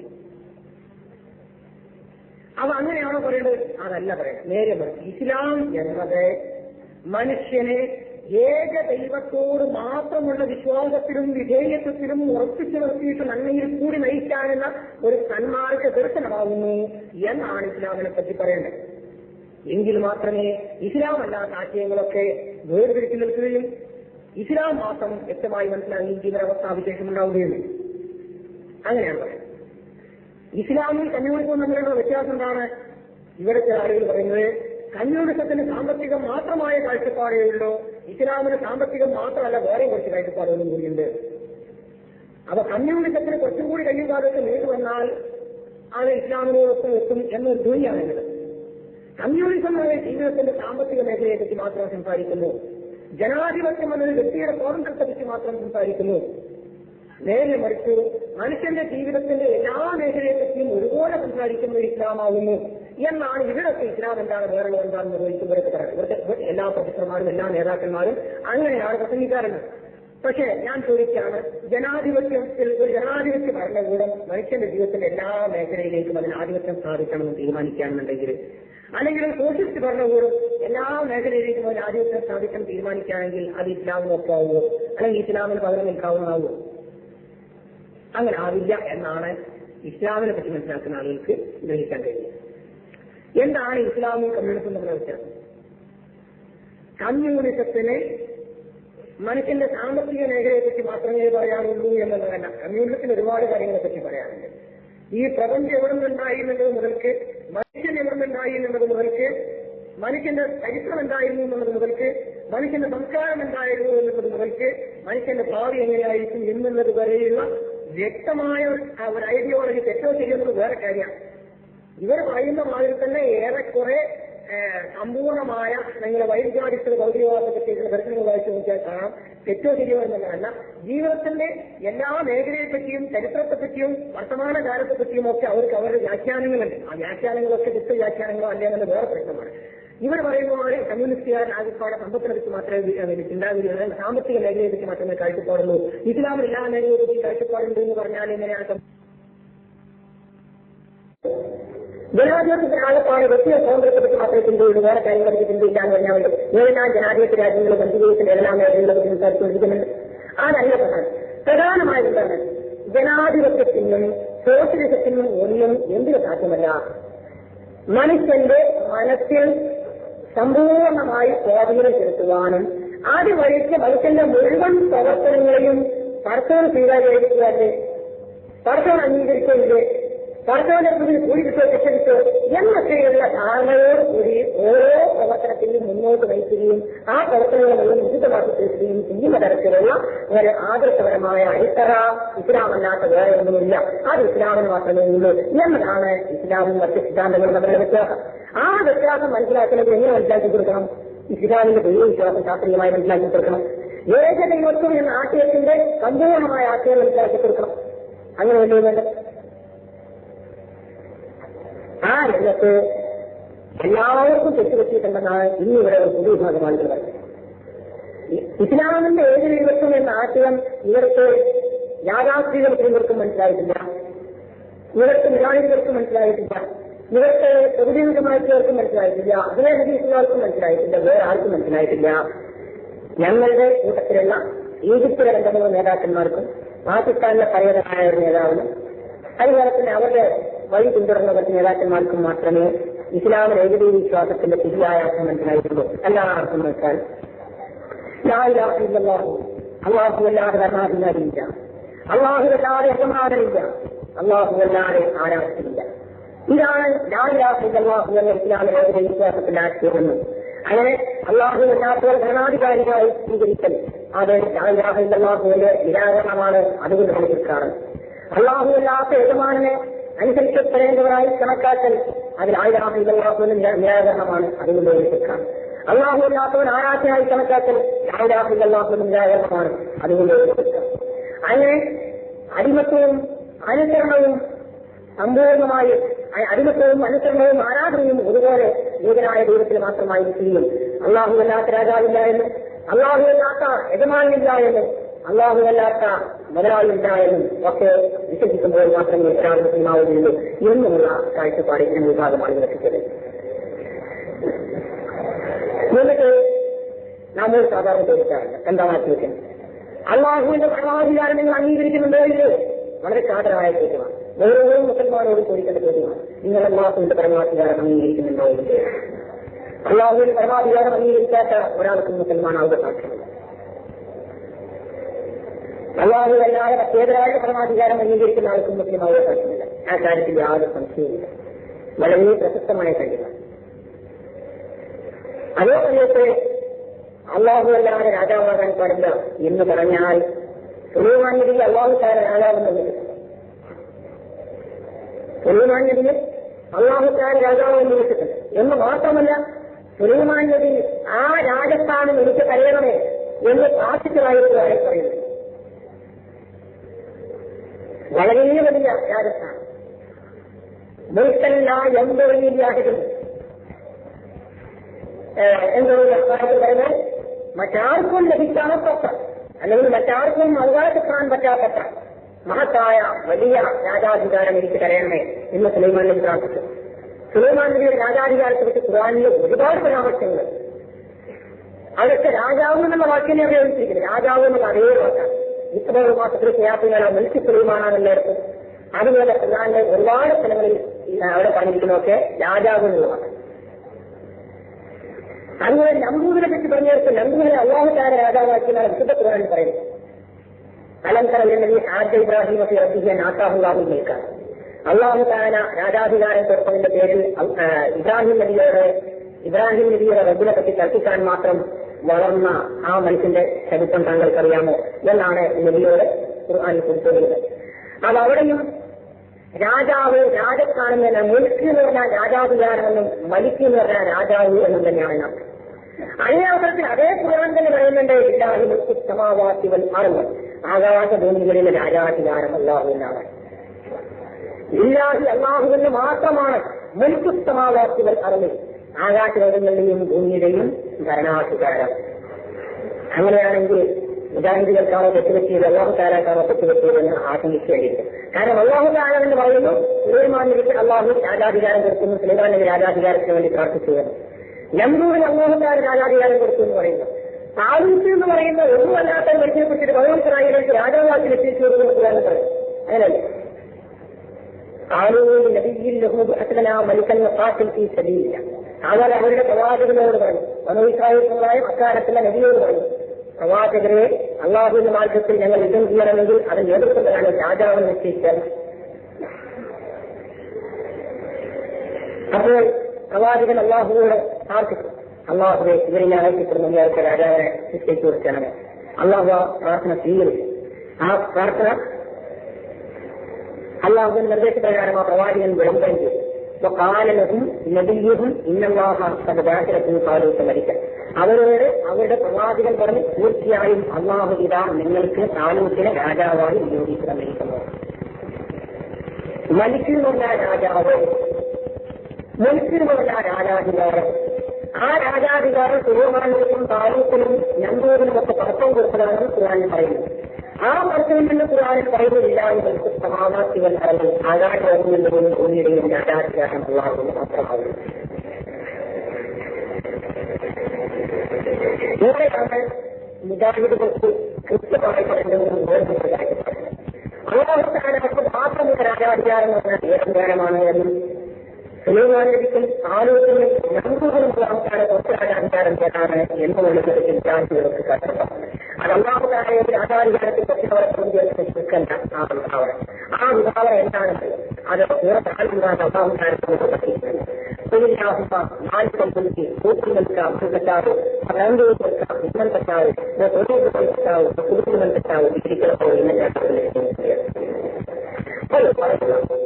അള്ളാഹുമ്മ മാലിക്കൽ മുൽക്കി, അള്ളാഹുവെ മാലിക്കൽ മുൽക്കായ അള്ളാഹുവെ, എല്ലാ രാജാധികാരങ്ങളുടെയും പ്രമുഖനായ അള്ളാഹുവെ. അത് പറയുക അള്ളാഹുമ്മ അള്ളാഹുവെ മാലിക്കൽ മുൽക്കി, എല്ലാ രാജാധികാരങ്ങളുടെയും പ്രമുഖനായ അള്ളാഹുവെ. ഇപ്പൊ നിങ്ങൾക്ക് മനസ്സിലായോ? അള്ളാഹുവിന്റെ രാജാധികാരത്തിൽ അള്ളാഹു താരാന്ന് പറയുന്ന പേര് മാലിക്കുൽ മുൽക്ക്. എല്ലാ രാജാക്കന്മാരുടെയും മേലെയുള്ള രാജാവ്. പടച്ചവൻ തീരുമാനിക്കുന്നിടത്തോളം കാലം മാത്രമേ നമ്പൂരൻ രാജാവായിരിക്കാൻ കഴിയുള്ളൂ. പടച്ചവൻ തീരുമാനിക്കുന്നിടത്തോളം കാലം മാത്രമേ താലൂത്തിനും സുലൈമാൻ നബിക്കും ദാവൂദ് നബിക്കും മറ്റു രാജാക്കന്മാർക്കും ഒക്കെ രാജാക്കന്മാരായിരിക്കാൻ കഴിയുള്ളൂ. അത് പ്രസിഡന്റുമാർക്കും പ്രധാനമന്ത്രിമാർക്കും ബാധകമാണ്. ആർക്കും പടച്ചവൻ വിചാരിക്കാൻ അപ്പുറത്ത് ഭരണാധികാരിയായിരിക്കാൻ കഴിയുന്നു. അതെങ്ങനെയാ വരാൻ നമുക്ക് ഊഹിക്കാനും കൂടി കഴിയും. എല്ലാവിധത്തിലും ശക്തന്മാരാണെന്ന് തെളിയിക്കപ്പെട്ട ആളുകളുണ്ട്. അവര് ഒറ്റ നിമിഷം കൊണ്ട് അധികാരത്തിലും ചെലുത്തുന്നവരുടെ ചരിത്രം കാണുന്ന കാര്യം. ഫിർഔൻ അധികാരത്തിലും തിരിച്ചറിയപ്പെട്ടത്, മുക്തനസ് അധികാരത്തിൽ നിന്ന് പോയത്, നെപ്പോളിയൻ പോയത്, ഹിറ്റ്ലർ പോയത്, ഷാ പോയത്. അങ്ങനെ ഇവിടുത്തെ അധികാരികളെല്ലാം അധികാരത്തിലും തെളിച്ചു പോകുന്നത് അങ്ങനെയാണ്. ആന്ധ്രാപ്രദേശിൽ നിങ്ങൾ കണ്ടത് എവിടെയോ അംഗീകരിക്കുന്നവരുടെ രാഷ്ട്രീയവുമായി ബന്ധമില്ലാത്ത, അധികാര സ്ഥാനങ്ങളുമായി ബന്ധമില്ലാത്ത, ഒരു തരത്തിലുള്ള വ്യക്തിബന്ധങ്ങളുടെയും അടിസ്ഥാനത്തിൽ ഭരണാധികാരത്തെ പറ്റി തുറന്നാൻ പോലും സാധ്യമല്ലാത്ത ഒരു മനുഷ്യനാണ്. ഇവരൊന്ന് എണീക്കുന്നത് അധികാരത്തിലേക്ക് കയറി ഇന്ന് ആ നാട്ടിലെ നാട് നിയന്ത്രിക്കാനെന്ന മുഴുവൻ അവകാശം കൈകൊണ്ട് മനസ്സിലാക്കിയ ആർക്കാണ് കൊടുക്കാൻ കഴിയുന്നത്? ആരാണ് മുൻകൂട്ടി ചോദിച്ചത്? ആർക്കായിരുന്നു മുൻകൂട്ടി നിരീക്ഷിക്കാൻ കഴിയുന്നത്? അങ്ങനെയാണ് ഏത് വരെ ഭരണാധികാരിയാകണമെന്നും ആരുടെ അധികാരം എപ്പോൾ അവസാനിക്കണമെന്നും ഒക്കെ തീരുമാനിക്കാൻ അവകാശമുള്ള എല്ലാ ഭരണാധികാരികളുടെയും നേരെയുള്ള എല്ലാ അധികാര കേന്ദ്രങ്ങളിലും ഉടമയായ അള്ളാഹുവെ എന്ന് അള്ളാഹു വിളിക്കാനാണ് അള്ളാഹു തന്നെ നമ്മൾ പഠിക്കുന്നത്. അപ്പോ ഇസ്ലാമിന്റെ രാഷ്ട്രീയ വീക്ഷണത്തിൽ ഈ ഭൂമിയിൽ അള്ളാഹു താൻ അനുവദിക്കുന്നിടത്തോളം അള്ളാഹു താൻ നൽകുന്നിടത്തോളം ഭരണാധികാരം അനുഭവിക്കാൻ വിധിക്കപ്പെട്ട ആളുകളുണ്ട്. അതേ തരത്തിൽ അവരെയും അവരുടെ ഭൂമിയെയും അവർ ആ ഭൂമിക്ക് മുകളിലുള്ള ഒരു രോഗങ്ങളെയും അതുപോലെ ഭരിക്കുന്ന രാജാതിരാജനായ അള്ളാഹുവിന്റെ ഭരണം വേറെയുണ്ട്. രാജാതിരാജനായ അള്ളാഹുവിന്റെ ഭരണത്തിനെതിരായിട്ട് ഒരനുപോലും ഈ ഭൂമിയിൽ ചിന്തിരിക്കുകയില്ല എന്നതാണ് ഇന്ന് ചില ആളുകൾ പറയാറുണ്ട്. ദൈവത്തിന്റെ ആധിപത്യം ഈ ഭൂമിയിൽ നിന്ന്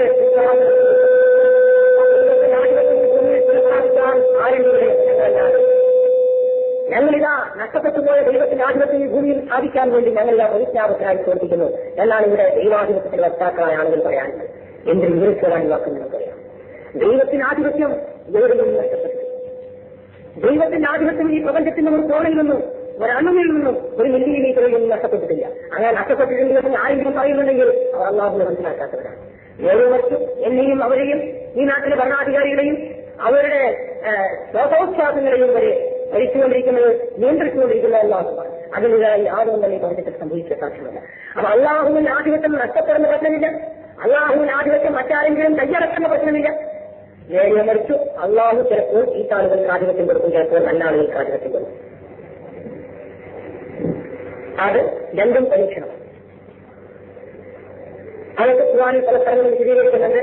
നബിയെ ശരിയോട് പരീക്ഷിക്കുന്നത് നിങ്ങൾക്ക് ആപത്ത് വരുത്തിയിട്ട് നാം നിങ്ങളെ പരീക്ഷിക്കും, നിങ്ങൾക്ക് നേട്ടങ്ങൾ നൽകിയിട്ട് നിങ്ങളെ പരീക്ഷിക്കും. ആപത്തിന് വേണ്ടി നിങ്ങൾ എങ്ങനെ പെരുമാറുന്നു, നേട്ടങ്ങൾ വേണ്ടി നിങ്ങൾ എങ്ങനെ പെരുമാറുന്നു എന്ന് മനസ്സിലാക്കാൻ പറ്റും.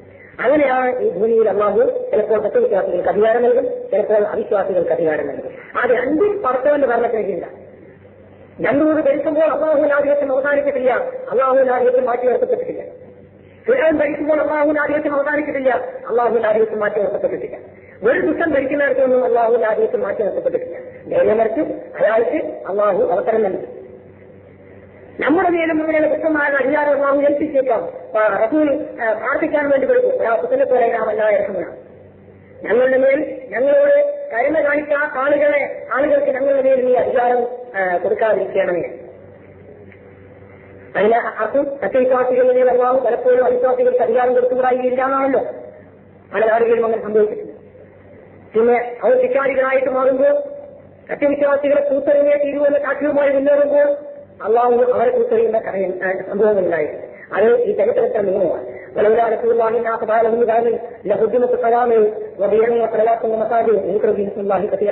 എന്ന് പറഞ്ഞ ആയത്ത് ആ കാര്യമാണ് വിശദീകരിക്കുന്നത്.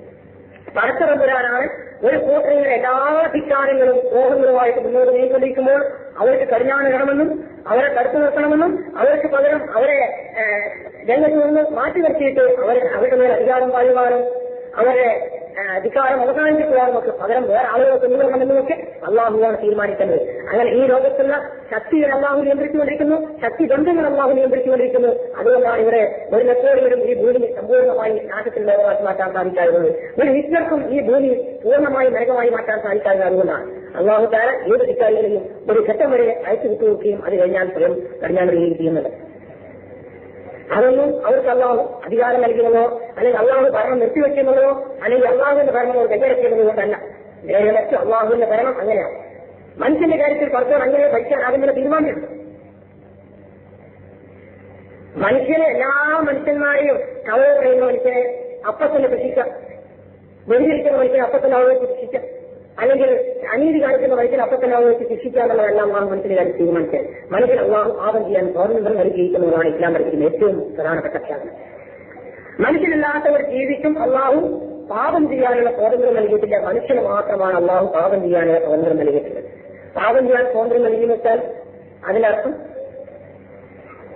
അതാണ് മനുഷ്യന്റെ സൃഷ്ടിത്തിൽ ഏറ്റവും വലിയ പ്രത്യേകത.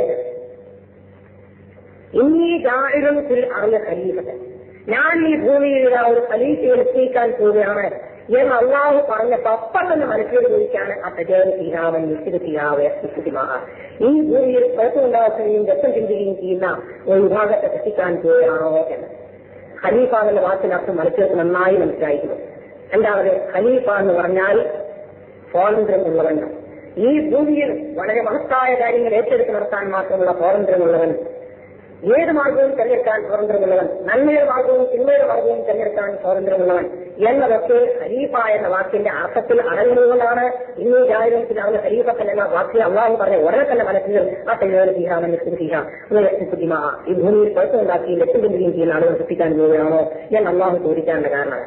സ്വാതന്ത്ര്യം ആർക്കെവിടെ കിട്ടിയാലും അത് ദുരുപയോഗപ്പെടുത്തുകയാണല്ലോ സംഭവിക്കും എന്നത് ഒരു സാധാരണ മനസ്സിലാക്കാവുന്ന കാര്യമാണ്. പക്ഷെ എല്ലാ മനുഷ്യരും അങ്ങനെയല്ല.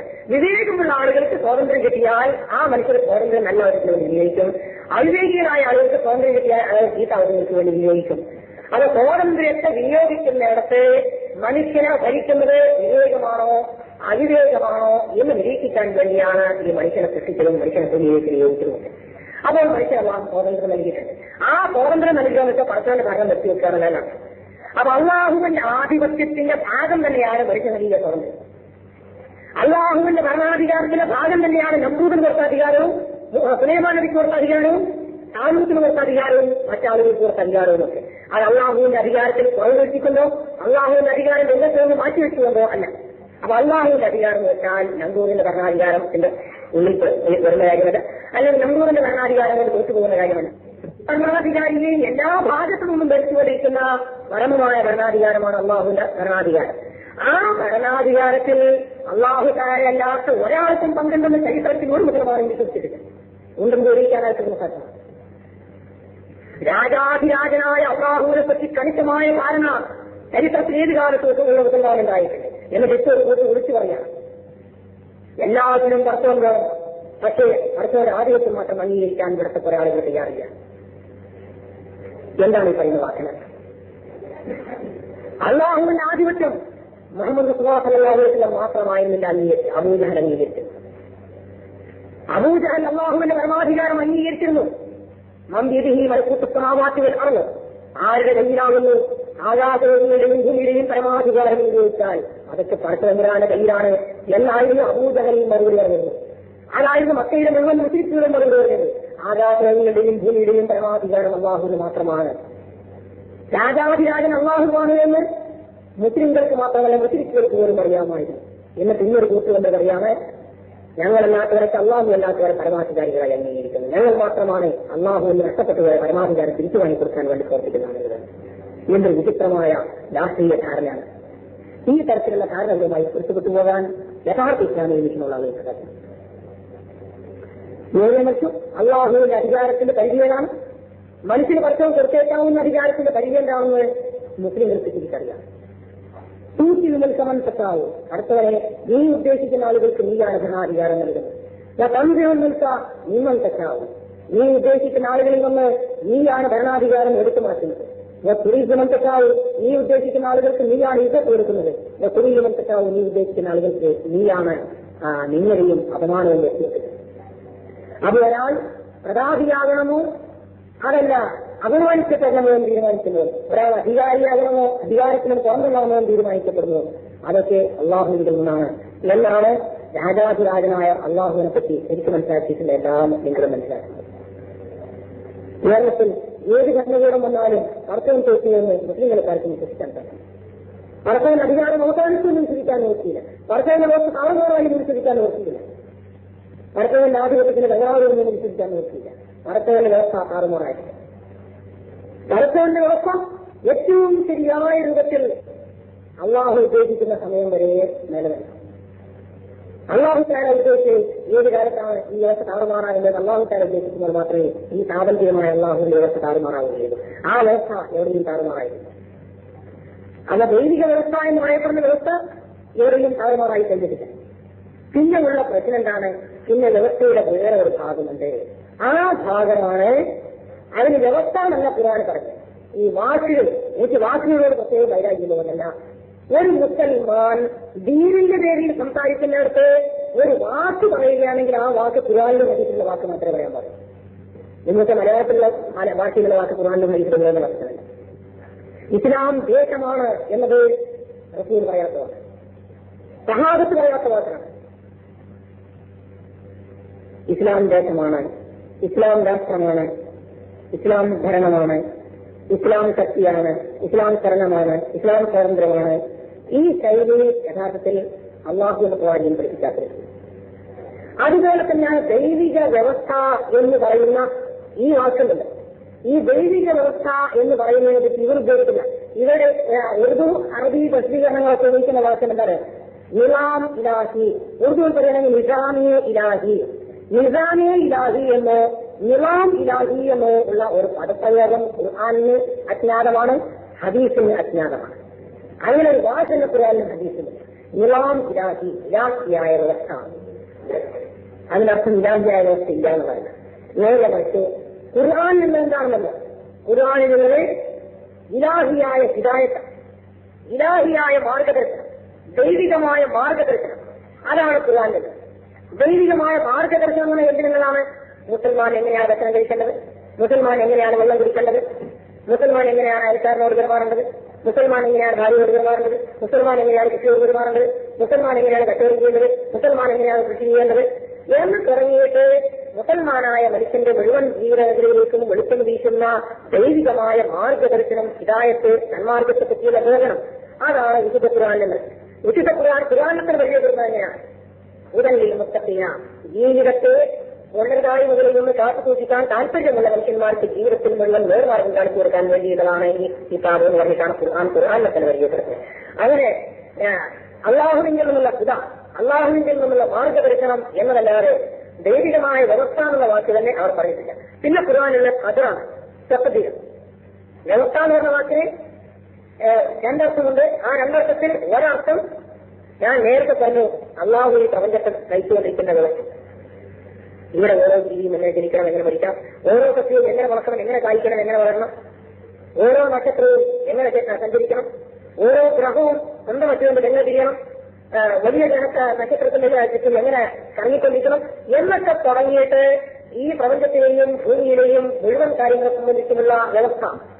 ആ വ്യവസ്ഥത്തെ തഖ്ദീറുൽ അസീസുൽ അലീം എന്നാണ് ഖുർആൻ വിളിക്കുന്നത്. തഖ്ദീറുൽ അസീസുൽ അലീം എന്ന് പറഞ്ഞാൽ എല്ലാത്തിനും കഴിവുള്ളവനും എല്ലാം അറിയുന്നവനുമായ അള്ളാഹുവിന്റെ വ്യവസ്ഥ, അള്ളാഹുവിന്റെ നിയന്ത്രണം അല്ലെങ്കിൽ ക്രമീകരണം എന്നാണ് അതിനെപ്പറ്റി പറയുന്നത്.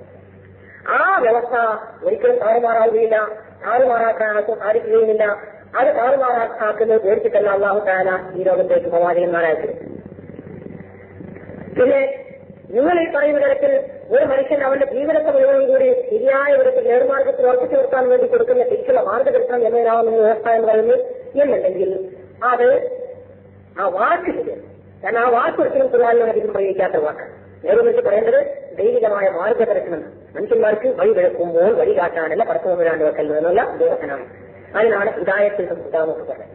ആ ഹുദ 100% അംഗീകരിക്കപ്പെടണം എന്നും അതിന്റെ ഏതെങ്കിലും ഒരംശം അംഗീകരിക്കാതിരുന്നാൽ അതിന്റെ നഷ്ടം ദുനിയാവിലും ആഖിറത്തിലും നമ്മൾ അനുഭവിക്കേണ്ടി വരും എന്നുമാണ് മുസ്ലിംകൾ മുഴുവൻ വിശ്വസിക്കുന്നത്. അതിൽ യാതൊരു ഭേദഗതിയുമില്ല, ആ കാര്യത്തിൽ ഒരു സംശയവുമില്ല. സംശയത്തിൽ നിൽക്കാൻ മുസൽമാൻ അവകാശമില്ല. വ്യവസ്ഥ എന്നുള്ള വാക്കിന്റെ കാര്യം അങ്ങനെയാണ്. ഇനി അതുപോലെ തന്നെയാണ് ഹുക്കൂമത്ത് എന്നുള്ള വാക്കിനാണ്. ഹുക്കൂമത്ത് ആണല്ലോ യഥാർത്ഥത്തിൽ ഇന്നത്തെ ഈ പ്രസ്ഥാനത്തിന്റെ ആരംഭകാല ചരിത്രാളം. ഈ ഹുക്കൂമത്ത് എന്ന വാക്കിന്റെ കഥയും അങ്ങനെ തന്നെയാണ്. ആ വാക്ക് ഇവിടുന്ന് പോയാലും ഇന്നും ആദ്യനാളുകളിലൊക്കെ ആ പദം തന്നെയാണ് ചിലരെങ്കിലും പ്രയോഗിച്ചുകൊണ്ടിരിക്കുന്നത്. ആ വാക്കും അതിന് തുല്യമായ വാക്കുകളും യഥാർത്ഥത്തിൽ അവിടെയും ചില കാര്യങ്ങൾ മനസ്സിലാക്കുന്നത്. അള്ളാഹുവിന്റെ ഹുക്കം അതിനും പല മണ്ഡലങ്ങളുണ്ട്. അള്ളാഹുവിന്റെ ഹുക്കം എല്ലാം കൂടി ഒറ്റത്തരം ഹുക്കുമായിട്ടാണ് കൂട്ടിക്കൊടുക്കല്ല വേണ്ടത്. നേരെ മറിച്ചു അത് ഹുക്കൂമത്ത് എന്നുള്ള വാക്കുണ്ടല്ലോ, ആ വാക്ക് തന്നെ ഖുർആനിൽ ഇല്ലാത്ത വാക്കാണ്, ഹദീസിലും ഇല്ലാത്ത വാക്കാണ്. ഹുക്കൂമത്ത് എന്ന് പറഞ്ഞാൽ ഭരണകൂടം എന്ന് പറഞ്ഞ വാക്കിന്റെ അറബി ഭാഷയിൽ നിന്ന് ആധുനിക അറബി ഭാഷയിലെ ഭരണകൂടം എന്ന അർത്ഥത്തിൽ ഉപയോഗിക്കുന്ന വാക്കാണ് ഹുക്കൂമത്ത് എന്ന വാക്ക്. പണ്ടത്തെ അറബി ഭാഷയിൽ ഇല്ലാത്ത വാക്കാണ്, ഖുർആന്റെയും ഹദീസിന്റെയും ഭാഷയിൽ ഇല്ലാത്ത വാക്കാണ് ഹുക്കൂമത്ത് എന്നുള്ള വാക്ക്. ആ വാക്കിന്റെ യഥാർത്ഥത്തിലുള്ള അർത്ഥം ഭരണകൂടം എന്നാണ്. യഥാർത്ഥത്തിൽ ആ ഭരണകൂടം എന്ന അർത്ഥത്തിലുള്ള ഹുക്കൂമത്ത് എന്ന വാക്ക് ഖുർആനിലില്ല. പിന്നെ ഖുർആനിൽ ഹുക്മ് എന്ന വാക്കുണ്ട്. ഖുർആനിൽ ഹുക്മ് എന്ന വാക്ക്. എന്താണ് ഹുക്മ് എന്ന വാക്കിന്റെ അർത്ഥം? അല്ലാഹു തആല ഈ പ്രപഞ്ചത്തെ ആകമാനം ഭരിച്ചുകൊണ്ടിരിക്കുന്ന ഭരണം, അതാണ് ഹുക്മിന്റെ ഒരർത്ഥം. ഭൂമിയുടെ ഭ്രമണം, ദിനരാത്രങ്ങൾ മാറി മാറി വരുന്നത്, ഭൂമി സൂര്യൻ ചുറ്റിക്കൊണ്ടിരിക്കുന്നത്, മനുഷ്യൻ ജനിക്കുന്നത്, ജീവികൾ ജനിക്കുന്നത്, മരിക്കുന്നത്, സസ്യങ്ങൾ വളരുന്നത്, സൃഷ്ടിക്കുന്നത്, കായ്ക്കുന്നത്, അതുപോലെ മഴ പെയ്യുന്നത്, കാറ്റടിക്കുന്നത് എന്ന് തുടങ്ങിയിട്ട് ഈ പ്രപഞ്ചത്തിൽ അള്ളാഹുവിന്റെ ഏതെല്ലാം നിയന്ത്രണങ്ങളും ഭരണങ്ങളും നമുക്കറിയാവുന്നതും അറിഞ്ഞുകൂടാത്തതുമായിട്ടുണ്ട്. അതിന് മുഴുവൻ ഉള്ള പേരായിട്ടാണ് ഖുർആനിൽ ചില സ്ഥലങ്ങളിൽ ഹുക്മ് എന്നുള്ള വാക്ക് ഉപയോഗിച്ചിട്ടുള്ളത്. വലാ യുശ്രികു ഫീ ഹുക്മിഹി അഹദ. അള്ളാഹുവിന്റെ ഹുക്മിൽ ഒരാളെയും പങ്കുചേർക്കുകയില്ല എന്ന് പറയുന്ന വാക്ക് ആ ഹുക്മിനെ പറ്റിയാണ്. അള്ളാഹു അവന്റെ ഭരണത്തിൽ ഒരാളെയും പങ്കുചേർക്കുകയില്ല. നേരത്തെ പറഞ്ഞ പരമാധികാരം അള്ളാഹുവിന്റെ ഹുക്മ്. ഈ പ്രപഞ്ചത്തെ ആകമാനം ഭരിച്ചുകൊണ്ടിരിക്കുന്ന അള്ളാഹുവിന്റെ ഭരണം. ആ ഭരണത്തിൽ ഒരാൾക്കും ഇടപെടാൻ സാധ്യമല്ല.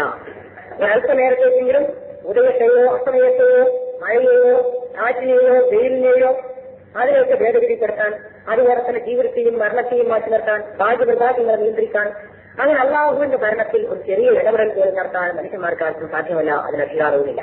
അതാണ് അള്ളാഹുവിന്റെ ഹുക്മിന്റെ ഒരു ഭാഗം. ഇനി അള്ളാഹുവിന്റെ ഹുക്മിന്റെ വേറൊരു ഭാഗം. എന്താണ് ആ ഭാഗം?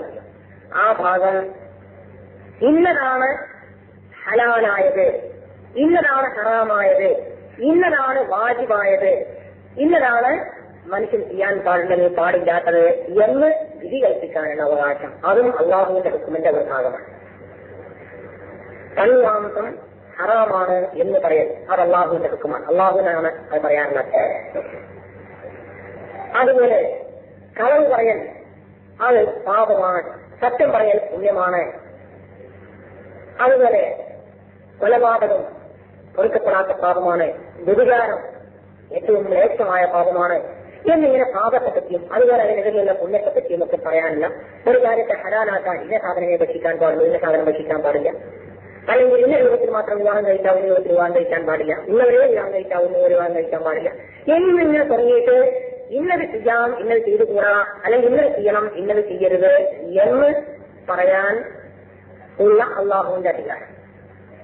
അതിനും അള്ളാഹുവിന്റെ ഹുക്മിന്. ആ ഹുക്മിൽ അള്ളാഹു അല്ലാത്തവരെ ആരെങ്കിലും പങ്കു ചേർത്തിട്ടുണ്ടെങ്കിൽ അതും യഥാർത്ഥത്തിൽ ഇസ്ലാമിൽ നിൽക്കാനാണെന്ന് മാത്രമല്ല, അതും അവിശ്വാസത്തിന്റെയോ അള്ളാഹുവോട് അള്ളാഹു അല്ലാത്ത വ്യക്തികളെ പങ്കു ചേർക്കലിന്റെയോ ഭാഗമായിരിക്കുകയില്ല. പക്ഷെ അവിടെ ചെറിയ ഭേദഗതിയുണ്ട്. ആ ചെറിയ ഭേദഗതി എന്താണെന്നത്, ഇവിടുത്തെ ആളുകൾക്ക് ഇപ്പോഴും നിയമനിർമ്മാണം എന്നതിനെപ്പറ്റി ആശയക്കുഴപ്പമാണ്. നിയമനിർമ്മാണം റൂള് വേറെയും റെഗുലേഷൻ വേറെയും, റൂൾ അള്ളാഹുത്താലാക്കും റെഗുലേഷൻ മനുഷ്യന്മാർക്കാണ് എന്നൊക്കെ പറയുന്ന ചില വീക്ഷാഗതികളൊക്കെ ഉള്ളതായിട്ട് ഞാൻ കേൾക്കാൻ കഴിയും. യഥാർത്ഥത്തില് റൂള് റെഗുലേഷൻ എന്തെന്നുള്ളതൊന്നുമല്ല പ്രശ്നം. കാതലായ പ്രശ്നം എന്താണെന്ന്, കാതലായ അടിസ്ഥാനപരമായ പ്രശ്നം ഇന്നത് പാപമാണ്, ഇന്നത് പുണ്യമാണ് എന്ന് പറയാനുള്ള അവകാശം അള്ളാഹുത്താലാക്ക് മാത്രമാണ്.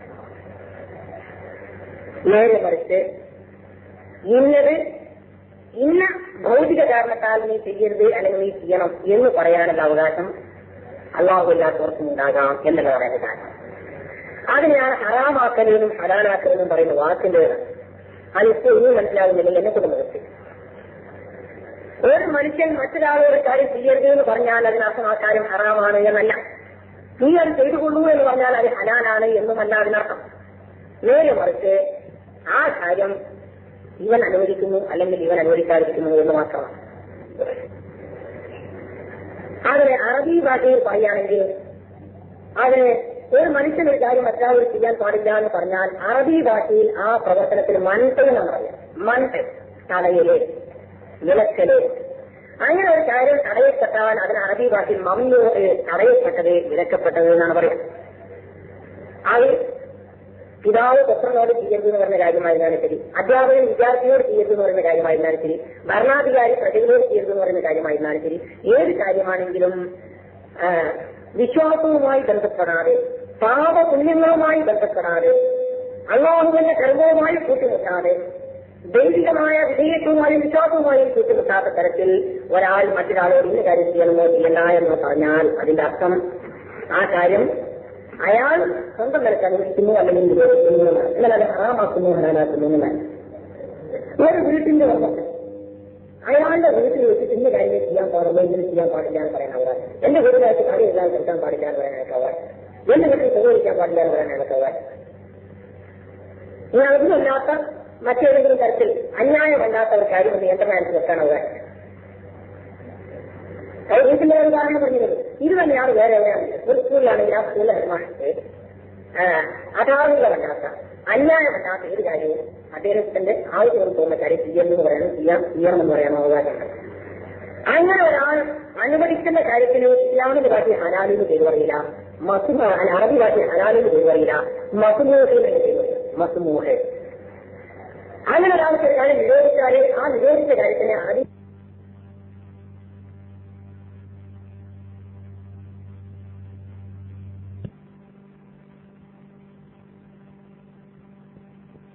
അറബി ഭാഷയിൽ പറയുകയാണെങ്കിൽ അതിന് ഒരു മനുഷ്യൻ ഒരു കാര്യം മറ്റൊരാളോട് ചെയ്യാൻ പാടില്ല എന്ന് പറഞ്ഞാൽ അറബി ഭാഷയിൽ ആ പ്രവർത്തനത്തിന് മൻട്ട് എന്ന് പറയാം. മൻട്ട് തടയല്, വിലക്കല്. അങ്ങനെ ഒരു കാര്യം തടയപ്പെട്ടാൽ അതിന് അറബി ഭാഷയിൽ മംനൂ, തടയപ്പെട്ടത്, വിലക്കപ്പെട്ടത് എന്നാണ് പറയാം. അത് പിതാവ് പുത്രനോട് ചെയ്യരുത് എന്ന് പറഞ്ഞ കാര്യമായിരുന്നാലും ശരി, അധ്യാപകൻ വിദ്യാർത്ഥിയോട് ചെയ്യരുത് എന്ന് പറയുന്ന കാര്യമായിരുന്നാലും ശരി, ഭരണാധികാരി പ്രതികളോട് ചെയ്യരുത് എന്ന് പറയുന്ന കാര്യമായിരുന്നാലും ശരി, ഏത് കാര്യമാണെങ്കിലും വിശ്വാസവുമായി ബന്ധപ്പെടാതെ, പാപപുണ്യങ്ങളുമായി ബന്ധപ്പെടാതെ, അള്ളാഹുവിന്റെ ധർമ്മവുമായി കൂട്ടിമുട്ടാതെ, ദൈവികമായ വിധേയത്വവുമായും വിശ്വാസവുമായും കൂട്ടിമുട്ടാത്ത തരത്തിൽ ഒരാൾ മറ്റൊരാളോട് ഇന്ന കാര്യം ചെയ്യണമെന്നോ ചെയ്യണ്ട എന്നോ പറഞ്ഞാൽ അതിന്റെ അർത്ഥം ആ കാര്യം അയാൾ സ്വന്തം നിരക്ക് അനുവദിക്കുന്നു അല്ലെങ്കിൽ നിരോധിക്കുന്നു എന്നതാണ്. എന്നാൽ അത് ഹറാമാക്കുന്നു, ഹലാലാക്കുന്നു എന്നതാണ്. ഒരു വീട്ടിന്റെ ഉടമസ്ഥൻ അയാളുടെ വീട്ടിൽ വെച്ചിട്ട് ഇന്ന കാര്യങ്ങൾ ചെയ്യാൻ പാടുള്ളൂ, ഇങ്ങനെ ചെയ്യാൻ പാടില്ല എന്ന് പറയാൻ അവകാശം. എന്റെ വീട്ടിനകത്ത് കാര്യം എഴുതാൻ കൊടുക്കാൻ പാടില്ല എന്ന് പറയാൻ അയാൾക്ക് അവകാശം. എന്റെ വീട്ടിൽ പുകവലിക്കാൻ പാടില്ല എന്ന് പറയാൻ അയാൾക്ക് അവകാശം. ഇനി അതൊന്നുമല്ലാത്ത മറ്റേതെങ്കിലും തരത്തിൽ അന്യായമല്ലാത്ത ഒരു കാര്യം ഒന്ന് യന്ത്രം അയാൾക്ക് വെക്കാൻ അവകാശം. അത് വീട്ടിന്റെ ഒരു ഉദാഹരണം പറഞ്ഞിരുന്നത്. ഇത് തന്നെയാണ് വേറെ എവിടെയാണെങ്കിൽ ഒരു സ്കൂളിലാണെങ്കിൽ ആ സ്കൂളിലെ ഹെഡ്മാസ്റ്റർക്ക് അധാർമികമല്ലാത്ത, അന്യായമല്ലാത്ത ഏത് കാര്യവും അദ്ദേഹത്തിന്റെ ആവശ്യമെന്ന് തോന്നുന്ന കാര്യം ചെയ്യരുതെന്ന് പറയാനും ചെയ്യാമെന്ന് പറയാനും അവകാശം. അങ്ങനെ ഒരാൾ അനുവദിക്കുന്ന കാര്യത്തിന് ഇസ്ലാമിന്റെ ഭാഷയിൽ ഹലാലിന് പേര് പറയില്ല, ആദ്യ ഭാഷയിൽ ഹലാലിന് പേര് പറയില്ല, മസ്മൂഹിന്റെ പേര് പറയില്ല. മസ്മൂഹ്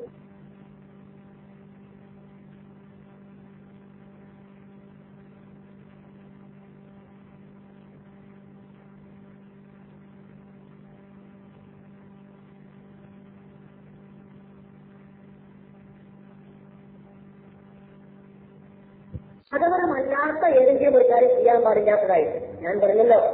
ധർമ്മവുമായി മറ്റുള്ള കൂട്ടുമുട്ടാത്ത വിധത്തിൽ ചിലപ്പോൾ പല ഭരണകൂടങ്ങൾക്കും നിയന്ത്രണം ഏർപ്പെടുത്തുന്നത് അല്ലെങ്കിൽ വ്യവസ്ഥയിലുണ്ടാക്കുന്നത്.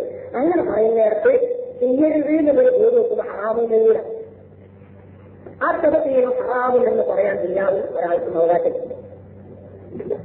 ആ തകത്തീന ഹറാമ് സ്വതവരെ ഹറാമാണെന്ന് ഖണ്ഡിതമായി പറയാൻ ഒരാൾക്കും അവകാശമില്ല. ഉദാഹരണത്തിൽ നിങ്ങളുടെ സ്വന്തം നാവ് ഒരു കാര്യത്തെപ്പറ്റി സ്വന്തം നാവിന് ചേർന്ന് കേട്ടുപിടിക്കാനത്തിൽ നിങ്ങൾക്ക് ഹറാമെന്നോ ഹയാമെന്ന് പറയാൻ എന്റെ അവകാശമുണ്ട്. നിങ്ങൾ എന്തുകൊണ്ട് നിങ്ങളുടെ സ്വന്തം നാവുകൾ നിങ്ങൾക്ക് വീടിച്ചു തരുന്ന ആരെങ്കിലും സ്ഥിരീകരിച്ചു തരുന്ന ധാരണയുടെ അടിസ്ഥാനത്തിൽ മാത്രം, നാവുക തോന്നുന്നതിന്റെ അടിസ്ഥാനത്തിൽ മാത്രം ഒരു കാര്യത്തെപ്പറ്റി ഇത് ഹറാമാണെന്നോ ഹലാലാണെന്ന് പറയാൻ നിങ്ങൾക്ക് എന്താണ് അവകാശമുള്ളത്? അതുകൊണ്ട് ഒരാൾക്കും ആ പ്രകൃതിയുടെ ഹറാമും പുകവലി ഹറാമാണ് എന്ന് പറയാൻ ഒരാൾക്കും അവകാശമില്ല. നേരിയ മറിച്ച് ആ തെരച്ചിലിന് വന്നു എന്ന് പറയാൻ ഏതൊരാൾക്കും അവകാശം. അത് സ്കൂളിൽ വെച്ചായിരുന്നാലും ആശുപത്രിയിൽ വെച്ചായിരുന്നാലും ഓഫീസിൽ വെച്ചായിരുന്നാലും ശരി, എവിടെയാണെങ്കിലും അത്തരത്തിലും വന്നു പുകവലി പാടില്ല എന്ന് എഴുതി വെക്കാനും നടപ്പിലാക്കാനും അത് ലംഘിച്ചവരെ ശിക്ഷിക്കാനും ഒക്കെ അധികാരമുണ്ട്. എന്തിന്റെ പേരല്ലാത്തതുകൊണ്ട്, അത് പാപത്തിന്റെയും പുണ്യത്തിന്റെയും പേരല്ലാത്തതുകൊണ്ട്. നേരെ മറിച്ച് അനുവദിക്കപ്പെട്ടെങ്കിലും സാധാരണ ആളുകൾ ചെയ്യാൻ പാടില്ലാത്ത എല്ലാ വാഹനത്തിലും പുകവലി നിരോധിച്ചത് പ്രത്യേക വാഹനത്തിൽ പുകവലി അനുവദിച്ചിരിക്കുകയാണ്. ഇത് ഇവിടെ കറാപ്പളയിൽ എന്ന് പറഞ്ഞ ബസ്സിൽ എല്ലാവർക്കും പുകവലി പാടില്ല, കറാപ്പളയിൽ എന്ന് പറഞ്ഞ ബസ്സിൽ പുകവലിക്കാണ്. അപ്പൊ അങ്ങനത്തെ അതിന് പറയാതെന്താ പറയാ, പുകവലി അനുവദിച്ചിരിക്കുന്നു എന്നാണെങ്കിൽ എങ്ങനെ പറയാം, ആദിവാസിക്കാരൻ മസുമോഹ എന്ന് പറയാം. ആ തികത്തിന് മസുമോഹ ഇതിനകത്ത് പുകവലി അനുവദിക്കപ്പെട്ടിരിക്കുന്നു. ആ തികത്തിന് ഹലാലും എന്നല്ല പറയാം. ആ തികത്തിന് മസുമോഹൻ എന്നാണ് പറയാം, ആ തികത്തിനും ഹലാലും എന്നല്ല പറയാം. കാരണം അത് പാപവും പുണ്യവുമായി ബന്ധപ്പെടുത്തുന്നില്ല. അങ്ങനെ ഏതെങ്കിലും ഒരു കാര്യം പാപമാണെന്നും പുണ്യമാണെന്നും പറയാനും അവകാശം അള്ളാഹുവിന് മാത്രമാണ്. അള്ളാഹു പാപമാണെന്ന് പറഞ്ഞതിനെ ലംഘിച്ചുകൊണ്ടോ അള്ളാഹു പുണ്യമാണെന്ന് പറഞ്ഞതിനെ അപമാനിച്ചുകൊണ്ടോ അല്ലാത്ത വിധത്തിൽ അള്ളാഹുവിന്റെ നിയമത്തിനും ധർമ്മത്തിനും എതിരാവാത്ത വിധത്തിൽ ഈ ദുനിയാവിലെ ഏതെങ്കിലും ഒരു കാര്യത്തെപ്പറ്റി അത് നല്ലതാണെന്നോ ചീത്തയാണെന്നോ പറയാനും അത് ചെയ്യരുതെന്നോ ചെയ്യാമെന്നോ പറയാനും അവകാശമുണ്ട്. പറയാൻ അർഹതയില്ല ആളുകൾക്ക്. എല്ലാവർക്കും തുല്യമായി പറയാൻ അവകാശം ഇല്ല എന്നുണ്ടെങ്കിൽ ഓരോരുത്തർക്കും അവരവർ ലഭിക്കുന്ന അർഹതയുടെ അടിസ്ഥാനത്തിൽ അവകാശം എന്ന് മാത്രം. അങ്ങനെയുള്ള അവകാശത്തെയാണ് ഖുർആനിൽ മഅറൂഫ് എന്ന വാക്കുകൊണ്ട് പലപ്പോഴും ഉപയോഗിക്കുന്നത്. ഖുർആന്റെ ഭാഷയിൽ മഅറൂഫ് മുൻകറും എന്ന വാക്കിന്റെ തന്നെ ഞാനൊരു വിവാദ പ്രശ്നം ഉന്നയിക്കേണ്ട.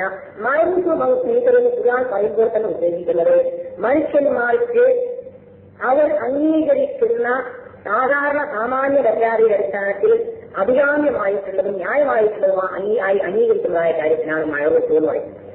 അല്ലാത്ത കാര്യത്തിനാണ് മുൻകർ എന്ന് പറയുന്നത്. ഒരു സ്ത്രീക്ക് മഹർ കൊടുക്കുന്ന കാര്യമാണ് നോക്കുക. ഒരു പ്രദേശത്തെ ഒരു കാലഘട്ടത്തിൽ പുറത്തു വരുന്ന തരത്തിലുള്ള ഒരു മഹർ ആവശ്യപ്പെടുകയാണെങ്കിൽ അത് മഅറൂഫാണ്. അതല്ലാതെ അന്യായമായിട്ട് കോടിക്കണക്കിന് കിട്ടുന്നവരാണെങ്കിൽ അത് മുൻകറാണ്. അത് ഖുർആനിൽ പറഞ്ഞതുകൊണ്ട് മാത്രമല്ല മഅറൂഫ് മുൻകറാവുന്നത്. നേരെ മറിച്ചും ഓരോ കാലത്തും നിലവിലുള്ള വിവേകമുള്ള അൽബുദ്ധിയുള്ള ആളുകൾക്ക് അന്നത്തെ സാഹചര്യം വെച്ച് നോക്കുമ്പോൾ ന്യായമായിട്ട് തോന്നുന്ന കാര്യം, അംഗീകരിക്കാവുന്നതായിട്ട് തോന്നുന്ന കാര്യത്തിന് മഅറൂഫ് എന്ന് പറയും, അല്ലാത്ത കാര്യത്തിന് മുൻകർ എന്ന് പറയും. ഏതൊരു കാലത്തുമുള്ള സത്യവിശ്വാസികൾ അങ്ങനെ അംഗീകരിക്കാവുന്ന കാര്യങ്ങൾ ആളുകൾ ചെയ്യാൻ വേണ്ടി നിർദ്ദേശിക്കുന്നവരും അംഗീകരിക്കാൻ പറ്റാത്ത കാര്യങ്ങൾ ആളുകളോട് വിരോധിക്കുന്നവരുമായിരിക്കണം എന്നൊക്കെ സത്യവിശ്വാസികളോട് കൽപ്പിക്കുന്ന പൊതുവായിട്ടുള്ള നിർദ്ദേശം. അപ്പൊ അങ്ങനെ ഏതെങ്കിലും ഒരു കാര്യത്തെ സംബന്ധിച്ച് അള്ളാഹുവിന്റെ കൽപ്പനയ്ക്കെതിരാവാത്ത വിധത്തില്, അള്ളാഹുവിന്റെ വിശ്വാസത്തിന് വിധേയമാവാത്ത തരത്തില് ഈ മഴസിയത്തിൽ പാലിൽ പ്രസ്താവന ധിക്കരിക്കുക എന്ന പ്രശ്നം ഉത്ഭവിക്കാത്ത വിധത്തിൽ ന്യായമായ കാര്യങ്ങൾ വിരോധിക്കുവാനും അന്യായമായ കാര്യങ്ങൾ വിരോധിക്കുവാനും ന്യായമായ കാര്യങ്ങൾ കൽപ്പിക്കുവാനും ഉള്ള അവകാശമുണ്ട്. ആദ്യമൊന്നും എന്ത് പറയില്ല, ഹലാലാക്കലൊന്നും ഹറാമാക്കലൊന്നും പറയില്ല. കാരണം അത് പാപവുമായിട്ടും പുണ്യവുമായിട്ടും ബന്ധമില്ല. ഇതുകൊണ്ടാണ് നിങ്ങൾ ഇന്നിപ്പോ നിങ്ങൾ ഇസ്ലാമിന്റെ രാഷ്ട്രീയ വ്യവസ്ഥയെ പറ്റി, രാഷ്ട്രീയ സിദ്ധാന്തത്തെക്കുറിച്ചുള്ള ഏത് പുസ്തകം വായിച്ചാലും ആകെപ്പാട് അതിൽ കാണുന്ന ഒരൊറ്റ തെളിവെന്നാണ് നിയമനിർമ്മാണാധികാരം അള്ളാഹു എല്ലാവർക്കും നൽകിയതുകൊണ്ടാണ് യഹൂദന്മാരെ ക്രിസ്ത്യാനികളും അള്ളാഹുവിന്റെ അടുത്ത് ചലിക്കപ്പെട്ടവരായത്. ഖുർആൻ അവരെ വിവരിച്ച് ഇത്തഹദു അഹ്ബാറഹും റുഹ്ബാനഹും അഹ്ബാറും എന്നില്ല. ഇത്തഹദു ആ യഹൂദന്മാരും ക്രിസ്ത്യാനികളും ഒക്കെ സ്വീകരിച്ചു. അഹ്ബാറഹും അവരുടെ മാർപ്പാപ്പമാരെ അല്ലെങ്കിൽ അവരുടെ ഉന്നതരായ മതാധ്യക്ഷന്മാരെ, റുഹ്ബാനഹും അവരുടെ പുരോഹിതന്മാരെയും അർബാബൻ റബ്ബുകളായി സ്വീകരിച്ചു. മിൻദൂനില്ലാഹി അല്ലാഹു പറഞ്ഞു. പടച്ചവന് പുറമെ മതാധ്യക്ഷന്മാരെയും പുരോഹിതന്മാരെയും റബ്ബുകളായി സ്വീകരിച്ചു. ഈ റബ്ബുകളായി സ്വീകരിച്ചതിനെ പറ്റി അടിജീവനാക്കിയ റസൂലിനോട് ചോദിച്ചു, ഞങ്ങളാരും ആർപ്പാപ്പമാരെ പടച്ചവന്മാരാക്കിയിട്ടില്ലല്ലോ, ഞങ്ങളാരും പള്ളിയച്ചന്മാരെ പടച്ചവന്മാരാക്കിയിട്ടില്ലല്ലോ എന്ന് ചോദിച്ചു.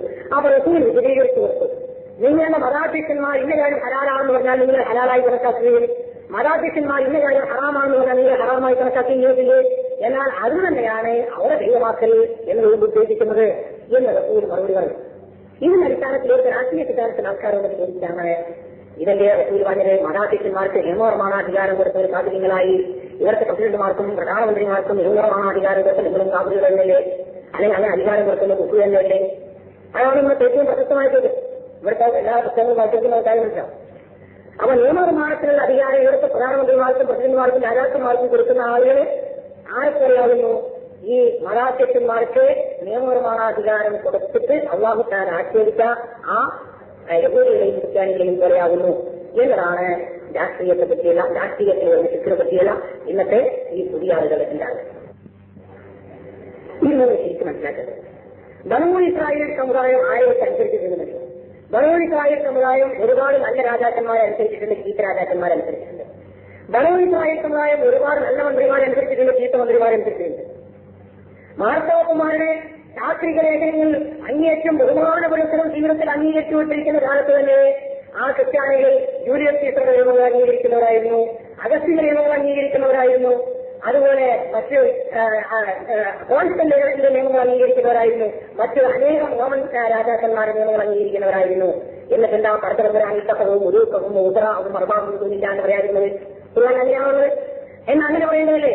കോൺസ്റ്റന്റൈനെയും ജൂലിയസ് സീസറെയും രാഷ്ട്രീയത്തിനെയും അഗസ്തസിനെയും ഒക്കെ അള്ളാഹുവിന് പുറമെ അവർ കർത്തവന്മാരാക്കിയെന്ന് പറയേണ്ടതായിരുന്നു.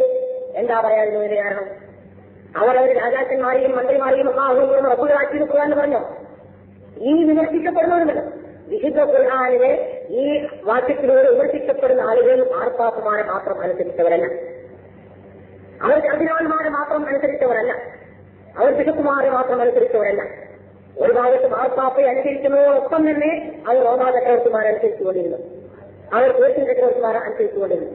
അങ്ങനെ അനുസരിക്കുന്ന ആ പ്രവർത്തനത്തെ റബ്ബുകളാക്കി എന്നുള്ള വാക്കിൽ ഖുർആൻ പറഞ്ഞില്ല. നേരെ മറിച്ച് മറ്റ് അവരുടെ മതാധ്യക്ഷന്മാരെയും പുരോഹിതന്മാരെയും അനുസരിച്ചാണ് റബ്ബുകളാക്കിയത്. അവിടെയാണ് ഹറാമിന്റെയും ഹലാലിന്റെയും മാനദണ്ഡവും മറ്റു തരത്തിലുള്ള മമ്മയുടെയും മക്കളുടെയും മാനദണ്ഡവും മനസ്സിലാക്കുന്നത്.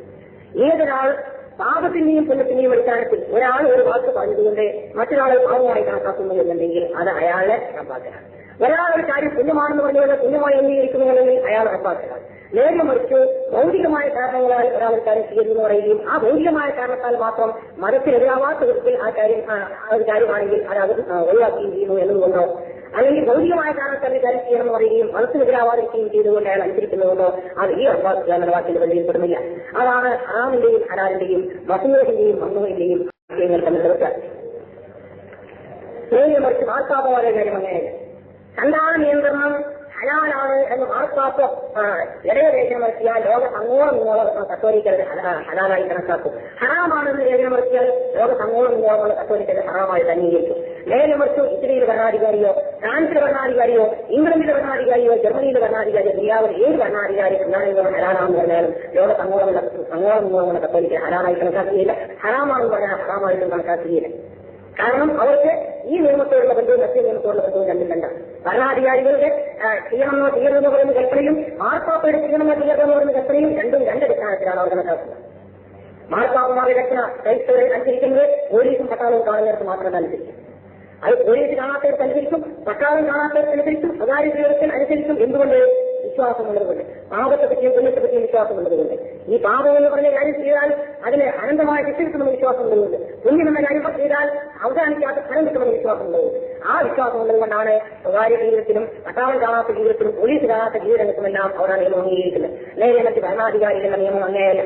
ഭരണാധികാരികളുടെ നിയമം ഏത് പാർട്ടിക്കാരനായിരുന്നാലും ശരി, ഏത് എത്രമാത്രം രാജഭക്തിയുള്ള പ്രജയായിരുന്നാലും ശരി, ആ പ്രജയുടെ താല്പര്യത്തിനും വിശ്വാസത്തിനും ഒക്കെ നിരക്കുന്നതാണെങ്കിൽ മാത്രമേ അനുസരിക്കുകയുള്ളൂ. എപ്പോൾ സ്വാതന്ത്ര്യമുള്ളപ്പോൾ ഏതെങ്കിലും പോലീസിൽ കാണുമ്പോഴും പട്ടാളത്തിൽ കാണുമ്പോഴും ഒക്കെ ചില നിയമങ്ങൾ വേർതനുസരിക്കുന്നത് അതിൽ എല്ലാവർക്കും ബാധകമാണ്. ഒരു ഒന്നാന്തര കമ്മ്യൂണിസ്റ്റാണ്. കമ്മ്യൂണിസം പ്രത്യയശാസ്ത്രമായും ജീവിതാദർശമായും മുറുകെ പിടിക്കുന്ന ഒന്നാന്തര കമ്മ്യൂണിസ്റ്റുകാർ. അങ്ങനെ ഒരു കമ്മ്യൂണിസ്റ്റുകാരൻ തന്നെയാണെങ്കിലും ഇവിടുത്തെ കമ്മ്യൂണിസ്റ്റ് ഭരണകൂടം ഒരു നിയമം ഉണ്ടാക്കി. ഉദാഹരണമായിട്ട് നഗരത്തിൽ പരിധി നിർണ്ണയിക്കുന്ന നിയമം ഉണ്ടാക്കി നോക്കുക, അതല്ല പ്ലാന്റേഷന് പരിധി നിർണ്ണയിക്കുന്ന നിയമം ഉണ്ടാക്കി നോക്കുക, അല്ലെങ്കിൽ കർഷക തൊഴിലാളികളെ സ്വന്തം വെച്ച് അവരുടെ പണിയെടുപ്പിക്കുന്ന ആളുകൾ പൗരം കൊണ്ടാടുക എന്തെങ്കിലും കൊടുക്കുന്ന നിയമം ഉണ്ടാക്കി നോക്കുക. അങ്ങനെയൊക്കെ ഒരു നിയമം ഉണ്ടാക്കിയാൽ ഒരു കമ്മ്യൂണിസ്റ്റുകാരനും ഈ നിയമം എന്റെ ജീവിതത്തിൽ ഞാൻ നടപ്പിലാക്കേണ്ടതിന്റെ കാർമിക ബാധ്യതയാണ്, യാതൊരു കാരണക്കാരും ഞാനത് ഒഴിവാക്കാൻ പാടില്ലാത്തതാണ് എന്ന നിലപാട് പുലർത്താറില്ല. നേരെ മറിച്ചും എങ്ങനെയെങ്കിലും ഒക്കെ നിയമത്തെ മറികടന്നിട്ടോ അല്ലെങ്കിൽ മറ്റേതെങ്കിലും തരത്തിൽ മന്ത്രിമാരുടെ സ്വാധീനം ചെലുത്തിയിട്ടോ തന്റെ നഗരത്തെങ്കിലും തീരുമെങ്കിലും മോചിപ്പിച്ച് കിട്ടാൻ വേണ്ടിയുള്ള ശ്രമമായ നടത്തുക. അതുപോലെ തന്നെ തന്റെ പ്ലാന്റേഷനെങ്കിലും എന്തെങ്കിലും ഒരു നിയമത്തിന്റെ ഒരു പരിധി ഉണ്ടാക്കി കഴിഞ്ഞ് ഒഴിവാക്കിയെടുക്കാനാണ് ശ്രമിക്കുക. കാരണം അയാൾക്ക് ആ നിയമത്തോട് അങ്ങനെ ഭക്തിയില്ല, ആ തരത്തിൽ വിജയിക്കുന്നില്ല, ആ തരത്തിൽ വിശ്വാസവുമില്ല. കേവലം ഭൗതികമായ നേതൃത്വത്തിന് വേണ്ടിയോ ഭൗതികമായ താല്പര്യത്തിന് വേണ്ടിയോ അല്ലെങ്കിൽ മറ്റെന്തെങ്കിലും അയാൾ പ്രത്യയശാസ്ത്രത്തെ പറ്റി മുദ്രാവാക്യം പിടിച്ചുകൊണ്ടിരിക്കുന്നവർ അതിൽ കവിഞ്ഞ ആൾക്കാരിക്കുന്നുണ്ട്. ഇത് തന്നെയാണ് ജനാധിപത്യത്തെ പറ്റി എത്രമാത്രം ആണയിട്ട് പ്രവർത്തിക്കുന്ന ഒരു മനുഷ്യനാണെങ്കിലും ശരി, ജനാധിപത്യത്തിന്റെ ഏതെങ്കിലും ഒരു ആശയം അയാൾക്ക് രക്ഷിക്കാത്താണെന്ന് കണ്ടാൽ അയാൾ അംഗീകരിക്കില്ല. അംഗീകരിക്കുകയാണെങ്കിൽ തന്നെ എവിടെ അംഗീകരിക്കും? പാർട്ടി പ്രവർത്തകനായ ഇടയിൽ ഇപ്പോ പാർട്ടി പ്രവർത്തനമായിട്ട് മതവിശ്വാസം പിന്തിരിക്കാമെന്നൊക്കെ പറഞ്ഞാലും പാർട്ടി മീറ്റിംഗിൽ ചെല്ലുമ്പോൾ അങ്ങനത്തെ പെരുമാറും. ഇതിനെക്കുറിച്ചൊന്ന് സ്വകാര്യത്തിൽ ഇവർ ശബരിമലയിലെ ഗുരുവായൂരിലേക്ക് കൊണ്ടെടുത്ത് കൊല്ലുന്നത്. കാരണം ശബരിമലയിലേക്കും ഗുരുവായൂരിലേക്കൊക്കെ പോകുന്നത് അത് വ്യവസ്ഥയുടെ പേരിലും ഭരണത്തിന്റെ പേരിലും പോലീസിന്റെയും പട്ടാളത്തിന്റെയും പേരിലല്ല, നേരെ മറ്റവരുടെ മനസ്സിൽ ഭരിക്കുന്ന വിശ്വാസത്തിന്റെ പേരിലാണ്. അതേപോലെ പാർട്ടി മീറ്റിംഗിൽ പോയിട്ട് അങ്ങനെ പെരുമാറുന്നത് അങ്ങനെയല്ല, അത് മേലിലടിക്കലിന്റെയും കാപട്യത്തിന്റെയും പേരിലാണ്. അതുപോലെ തന്നെ സ്വകാര്യമായ പൊതുരംഗത്ത് വരുമ്പോൾ പലതരത്തിലും പല മുദ്രാവാക്യങ്ങളും വിളിക്കുന്ന ആളുകളും അവരുടെ സ്വകാര്യത്തിൽ ജീവിതത്തിൽ ചെല്ലുമ്പോൾ ആ മുദ്രാവാക്യത്തെ വലിച്ചെറിയാൻ പറ്റും. ഇതെല്ലാവർക്കും ബാധകമാണ്. മുസ്ലിംകൾക്കിടയിലെ ബഹുഭാര്യത്വം നിരോധിക്കണമെന്ന് ആവശ്യപ്പെട്ടുകൊണ്ട് ഇന്ത്യയുടെ പ്രസിഡന്റിന്റെ നിവേദനം നടത്താൻ പോകുന്ന മുതൽ അത് ആളുകൾക്കിടയിൽ താൻ പുരോഗമനവാദിയാണെന്ന് തെളിയിക്കാൻ വേണ്ടിയിട്ടും മോഡേണായിട്ട് വരാൻ വേണ്ടിയിട്ട് പറയും. 6 മാസം കഴിഞ്ഞപ്പോഴേക്ക് ഒരു ഭാര്യ ഉണ്ടായിരിക്കെ തന്നെ, ആ ഭാര്യയുടെ മക്കളുണ്ടായിരിക്കെ തന്നെ, ആ ഭാര്യ വളരെ നല്ല പെരുമാറുന്ന ഭാര്യയായിട്ട് എന്നാണ് വേറെ കെട്ടാൻ പോയിട്ട്. എന്താ കാരണം? ഈ ജാതിയിലുള്ള ഈ ഇതൊക്കെയുണ്ടല്ലോ, ഈ പുറമേക്കുള്ള ഈ കാപട്യവും പുറമേക്കുള്ള ഈ ഹാവഭാവങ്ങളും ഒക്കെ അതൊക്കെ ആളുകളെ കണ്ട് പൊരിയാൻ വേണ്ടിയുള്ളതാണ്. സ്വകാര്യ ജീവിതത്തിൽ യാതൊരു സ്ഥാനം ഉണ്ടാവില്ല. ആ തരത്തിലല്ല യഥാർത്ഥ വിശ്വാസത്തിന്റെ കാര്യം. അപ്പോ ഹറാമിന്റെയും ഹലാലിന്റെയും കാര്യം വിശ്വാസവുമായി ബന്ധപ്പെട്ടതാണ്, പാപവുമായും പുണ്യവുമായും ബന്ധപ്പെട്ടതാണ്. ഒന്നുകൂടി ഞാൻ വിശദീകരിക്കാൻ ഉദ്ദേശിക്കുകയാണ്. ഒരു സത്യവിശ്വാസി കക്കാതിരിക്കുന്നത് എന്റെ കയ്യിന്റെ ചക്രം മുറിഞ്ഞു പോകും എന്ന് പേടിച്ചിട്ടാണെങ്കിൽ പടച്ചോൻ ഇറങ്ങി വേണ്ടിയിട്ടുള്ളൂ. ഒരു സത്യവിശ്വാസി കത്താതിരിക്കുന്നത് പടച്ചോൻ ഇത് വെറുക്കും, നരകത്തിൽ ഞാൻ പോകേണ്ടി വരും എന്ന് പേടിച്ചിട്ടാണെന്നുണ്ടെങ്കിൽ മാത്രമേ അള്ളാഹുവിൽ അതിന് കാണുകയുള്ളൂ. ഒരു മുതലാളി ഇസ്ലാമിക ഗവൺമെന്റിന് വേണ്ടി സക്കാത്ത് കൊടുത്താൽ ആ സക്കാത്ത് അള്ളാഹുവിൽ സക്കാത്താവുകയില്ല. ഈ മനസ്സിലുള്ള വിശ്വാസത്തിനടിസ്ഥാനത്തിൽ സക്കാത്ത് കൊടുത്താൽ മാത്രമേ അള്ളാഹുവിൽ സ്വീകാര്യമായ സക്കാത്താവുകയില്ല. ഒരാൾ വ്യഭിചരിക്കാതിരിക്കുന്നത് ഉഷ്ണപ്പെന്ന് വരുന്നതെന്ന് പേടിക്കാതിരുന്നാലും വേണ്ടിയില്ല, എന്നുകൊണ്ടാണ് കിടവരുന്നതെന്ന് പേടിക്കാതിരുന്നാലും വേണ്ടിയില്ല, രണ്ടുപേരും വ്യഭിചരിക്കാതിരുന്നാലും ഇരിക്കാവുന്നതാണില്ല. അള്ളാഹു ചോദിച്ച കാര്യങ്ങളിൽ നിന്ന് അകന്നു നിൽക്കാനുള്ള പുണ്യാൾ കിട്ടാൻ പോകുന്നില്ല. നേരെ മറിച്ച് പടച്ചവന്റെ കോപത്തെയും നരകശിക്കുകയും പേടിച്ചാൽ വിചരിക്കാതിരിക്കുന്നത് എന്നുണ്ടെങ്കിൽ മാത്രമേ ആ പുണ്യം കിട്ടുകയുള്ളൂ. അപ്പൊ ഇസ്ലാം ആളുകളെ മോഷിക്കാതെ നിയന്ത്രിക്കുന്നതിന് വേണ്ടിയിട്ട് വെച്ചതല്ല യഥാർത്ഥത്തില് കൈമുറിക്കാനല്ല. മോഷിക്കാതെ ആളുകളാവാൻ വേണ്ടിയിട്ട് ഇസ്ലാം ചെയ്യുന്ന എന്താണ്? അത് തെറുക്കിയല്ല. പ്രവാചകന്മാർ മുഖേന നടത്തുന്ന തെറുക്കിയത്തുണ്ടല്ലോ. തെറുക്കിയത്ത് എന്ന് പറഞ്ഞാൽ അള്ളാഹുവിന്റെ ദൃഷ്ടാന്തങ്ങൾ ജനങ്ങൾക്ക് മനസ്സിലാക്കി കൊടുത്തിട്ട് അതിനടിസ്ഥാനത്തിലുള്ള തത്വവും ദർശനവും ആളുകൾക്ക് അവതരിപ്പിച്ചു കൊടുത്തിട്ട് ആളുകളുടെ മനസ്സിനെയും വാക്കിനെയും പ്രവൃത്തികളെയും പരിശുദ്ധമാക്കി തീർക്കുന്ന പ്രക്രിയക്കാണ് തെറുക്കിയത്ത് എന്ന് പറഞ്ഞത്. ആ തെറുക്കിയത്ത് മുഖേനയാണ് മോഷണം ഇല്ലാതെയാക്കാൻ ഇസ്ലാം ശ്രമിക്കുന്നത്. ആളുകളുടെ കൈ മുറിച്ചിട്ട് മോഷണം ഇല്ലാതാക്കാൻ വേണ്ടിയല്ല ശ്രമിക്കുന്നത്. പിന്നെ എന്തിനാണ് കൈവരിക്കുന്നത്? കുറിക്കണം ഇതൊക്കെ കൂടി കൂട്ടിക്കുഴപ്പമല്ല. ഈ എല്ലാ ഹലാലും ഹറാമും അമ്മയും അമ്മയും കൂടി കൂട്ടിക്കുഴപ്പമുള്ള ആകപ്പാടുള്ള തീരുമാനങ്ങൾ ഇസ്ലാമിൽ കൈ മുറിക്കുന്നതിന് വേണ്ടിയാണ്. അത് മോഷിക്കുക എന്ന പാപം അവസാനിപ്പിക്കാൻ വേണ്ടിയിട്ടല്ല. പിന്നെ മോഷിക്കുക എന്ന പ്രവൃത്തിയിൽ പാപം മാത്രമല്ല കയ്യ. ഒരാള് മറ്റൊരാൾക്ക് ദ്രോഹം ചെയ്യാത്ത ഒരു കളവുകയില്ല. ഒരാളെ നുണ പറയുന്നു, ആ നുണ പറയുന്നത് വേറെ ഒരു തരത്തിലും ദ്രോഹം ഉണ്ടാവുന്നില്ല എന്നുണ്ടെങ്കിൽ ആ കളവ് പറയുന്ന ഒരു പാപം മാത്രം. അയാൾ സ്വയം ആ പ്രവൃത്തികൊണ്ട് പാപിയായി തീരുന്നത് മാത്രം.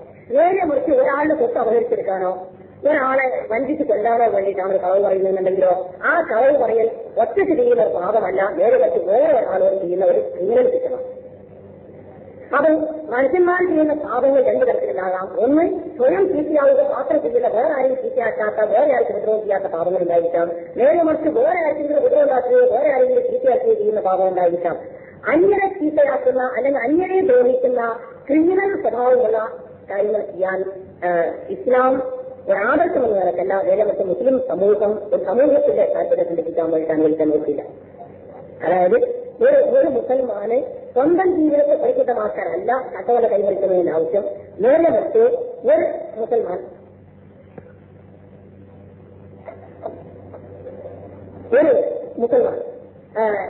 തന്റെയും തന്റെ സമൂഹത്തിന്റെയും ജീവിതത്തെ ദ്രോഹികളിൽ നിന്നും അക്രമികളിൽ നിന്നും സംരക്ഷിച്ചു നിർത്തുക എന്നൊക്കെയുള്ള ആവശ്യത്തിന് വേണ്ടി, അയാളുടെ ഭൗതികമായ സ്ഥിതിക്ക് വേണ്ടി, സമ്പത്തിന്റെ രക്ഷയ്ക്ക് വേണ്ടി, സമൂഹത്തിന്റെ രക്ഷയ്ക്ക് വേണ്ടി, അതുപോലെ തന്നെ മറ്റു തരത്തിലുള്ള താല്പര്യങ്ങൾ സംരക്ഷിക്കാൻ വേണ്ടി ഇങ്ങനെയൊക്കെയുള്ള ആവശ്യങ്ങൾക്ക് വേണ്ടിയാണ് ഒരാൾ ഒരു ക്രമീകരണം ഏർപ്പെടുത്തുന്നത് എന്നുണ്ടെങ്കിൽ അത് കേവലം വിശ്വാസത്തിന്റെയും സംസ്കരണത്തിന്റെയും ഭാഗമല്ല. അത് വേറെ ക്രിമിനൽ കുറ്റങ്ങളെ തടയുക, കയ്യേറ്റങ്ങളെ തടയുക, ഭൗതികമായ പരിരക്ഷ നൽകുക എന്നൊക്കെയുള്ള അടിസ്ഥാനത്തിലാണ്.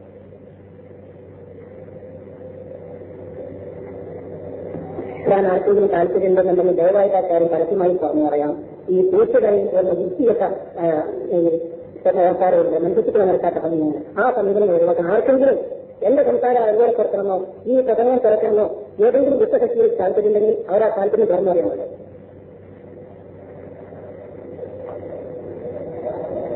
മറ്റൊരില്ലായ്മ എന്ന് പറഞ്ഞത് അത് ഇസ്ലാമിന്റെയും മുസൽമാന്റെയും ലക്ഷ്യമാണ്.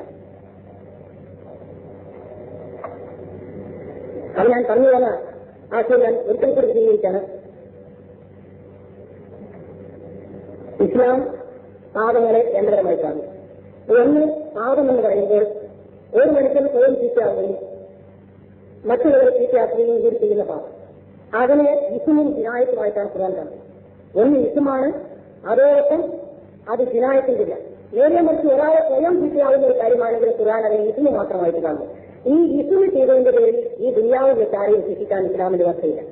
വെറും കേവലം തന്റെ ജീവിതത്തെ മാത്രം ചീത്തയാക്കുന്ന വേറൊരാളെ ബാധിക്കാത്ത തരത്തിലൊരു കാര്യം ചെയ്യുന്നതിന്റെ പേര്. ഉദാഹരണമായിട്ട് ഒരാൾ സ്വകാര്യമായിട്ട് എവിടെയെങ്കിലും ബന്ധിച്ചു ഒരു വീട്ടിൽ ഒരു സ്ത്രീ മൃഗം സ്വകാര്യമായ ഒരു വിചാരം നടത്തുന്നുണ്ട്.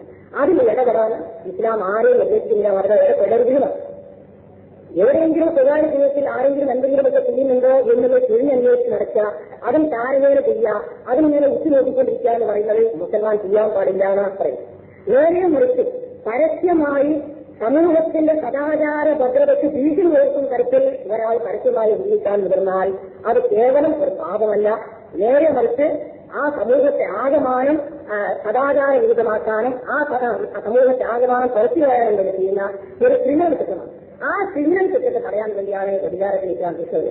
അതുപോലെ തന്നെ മോഷ്ടിക്കാവുന്നത് ഒരാൾ സ്വയം ഈറ്റാവുക എന്നുള്ളത് മാത്രമല്ല, അന്യന്റെ സ്വത്തിനും അതുപോലെ തന്നെ അവന്റെ ജീവിതത്തിനുള്ള ഭദ്രതയ്ക്ക് ഭീഷണി നടത്താൻ ചെയ്യുന്നത് ആ തരത്തിൽ സമൂഹത്തിന്റെ ആവശ്യമാണ്. അതിനുവേണ്ടിയാണ് മോഷണത്തെ കൈപിടിക്കാൻ ഇസ്ലാം പറ്റുന്നത്. അതുപോലെ ഈ ഭൗതിക ലോകത്തിലെ ഇസ്ലാമിന്റെ എല്ലാ ശിക്ഷകളും എന്തിനു വേണ്ടിയാണെന്നത് മനുഷ്യൻ സ്വയം ചെയ്യുന്ന തെറ്റിന് പറയാൻ വേണ്ടിയല്ല, ഒരു മനുഷ്യൻ മറ്റൊരു മനുഷ്യനെയോ എന്റെ സമൂഹത്തെയോ ദ്രോഹിക്കുന്ന തരത്തിലല്ല. ദ്രോഹിക്കൽ ഒന്നിനും ശാരീരികമായി ദ്രോഹിക്കലാകാം, അല്ലെങ്കിൽ സാംസ്കാരികമായ ദ്രോഹമായിരിക്കാം, സദാചാരപരമായ ദ്രോഹമായിരിക്കാം. ഏതായിരുന്നാലും സമൂഹത്തിന്റെ തരത്തിൽ എൻക്രോച്ച്മെന്റ് എന്ന നിലയിൽ എന്തെങ്കിലും ഉണ്ടാകുന്നത് അവിടെയാണ് ഭൗതികമായ ശിക്ഷാ നടപടികൾ. ഒന്നുകൂടി ഞാൻ തെളിയിച്ചു പറയുകയാണ്, വ്യഭിചാരത്തിനുള്ള സ്പർശനത്തിന്റെ ശിക്ഷ നരകശിക്ഷയാണ്. വ്യഭിചാരത്തിന് അല്ല ഒരു മുസ്ലിം ഭരണകൂടം കല്ലെറിയാതെ ശിക്ഷ കൊടുക്കുന്നത്. നേരെ മറിച്ച് പരസ്യമായി വ്യഭിചരിക്കുകയോ അല്ലെങ്കിൽ വ്യഭിചാരം വളരെ ലഘുവായി അവതരിപ്പിക്കുകയോ ചെയ്യുന്ന രൂപത്തിൽ ഈ സമൂഹത്തെ സദാചാരപരമായി തകർക്കുക എന്നതിനുള്ള ശിക്ഷയാണ് ഇസ്ലാം മുന്നോട്ട് എന്നൊക്കെ പ്രധാനങ്ങൾ എഴുതിയില്ലാന്ന് പ്രകടിപ്പിക്കുക. മറ്റൊരു വിധത്തിൽ പറഞ്ഞാൽ അല്ലാഹുവിനെ സംബന്ധിച്ചിടത്തോളം ഏറ്റവും പ്രധാനപ്പെട്ടത് ഒരു മനുഷ്യൻ ഈ ദുനിയാവിലെ ശിക്ഷയെ പേടിച്ചിട്ട് നന്നാവുക എന്നുള്ളതല്ല, നരക ശിക്ഷയെ പേടിച്ച് നന്നാവുക എന്നുള്ളതാണ്.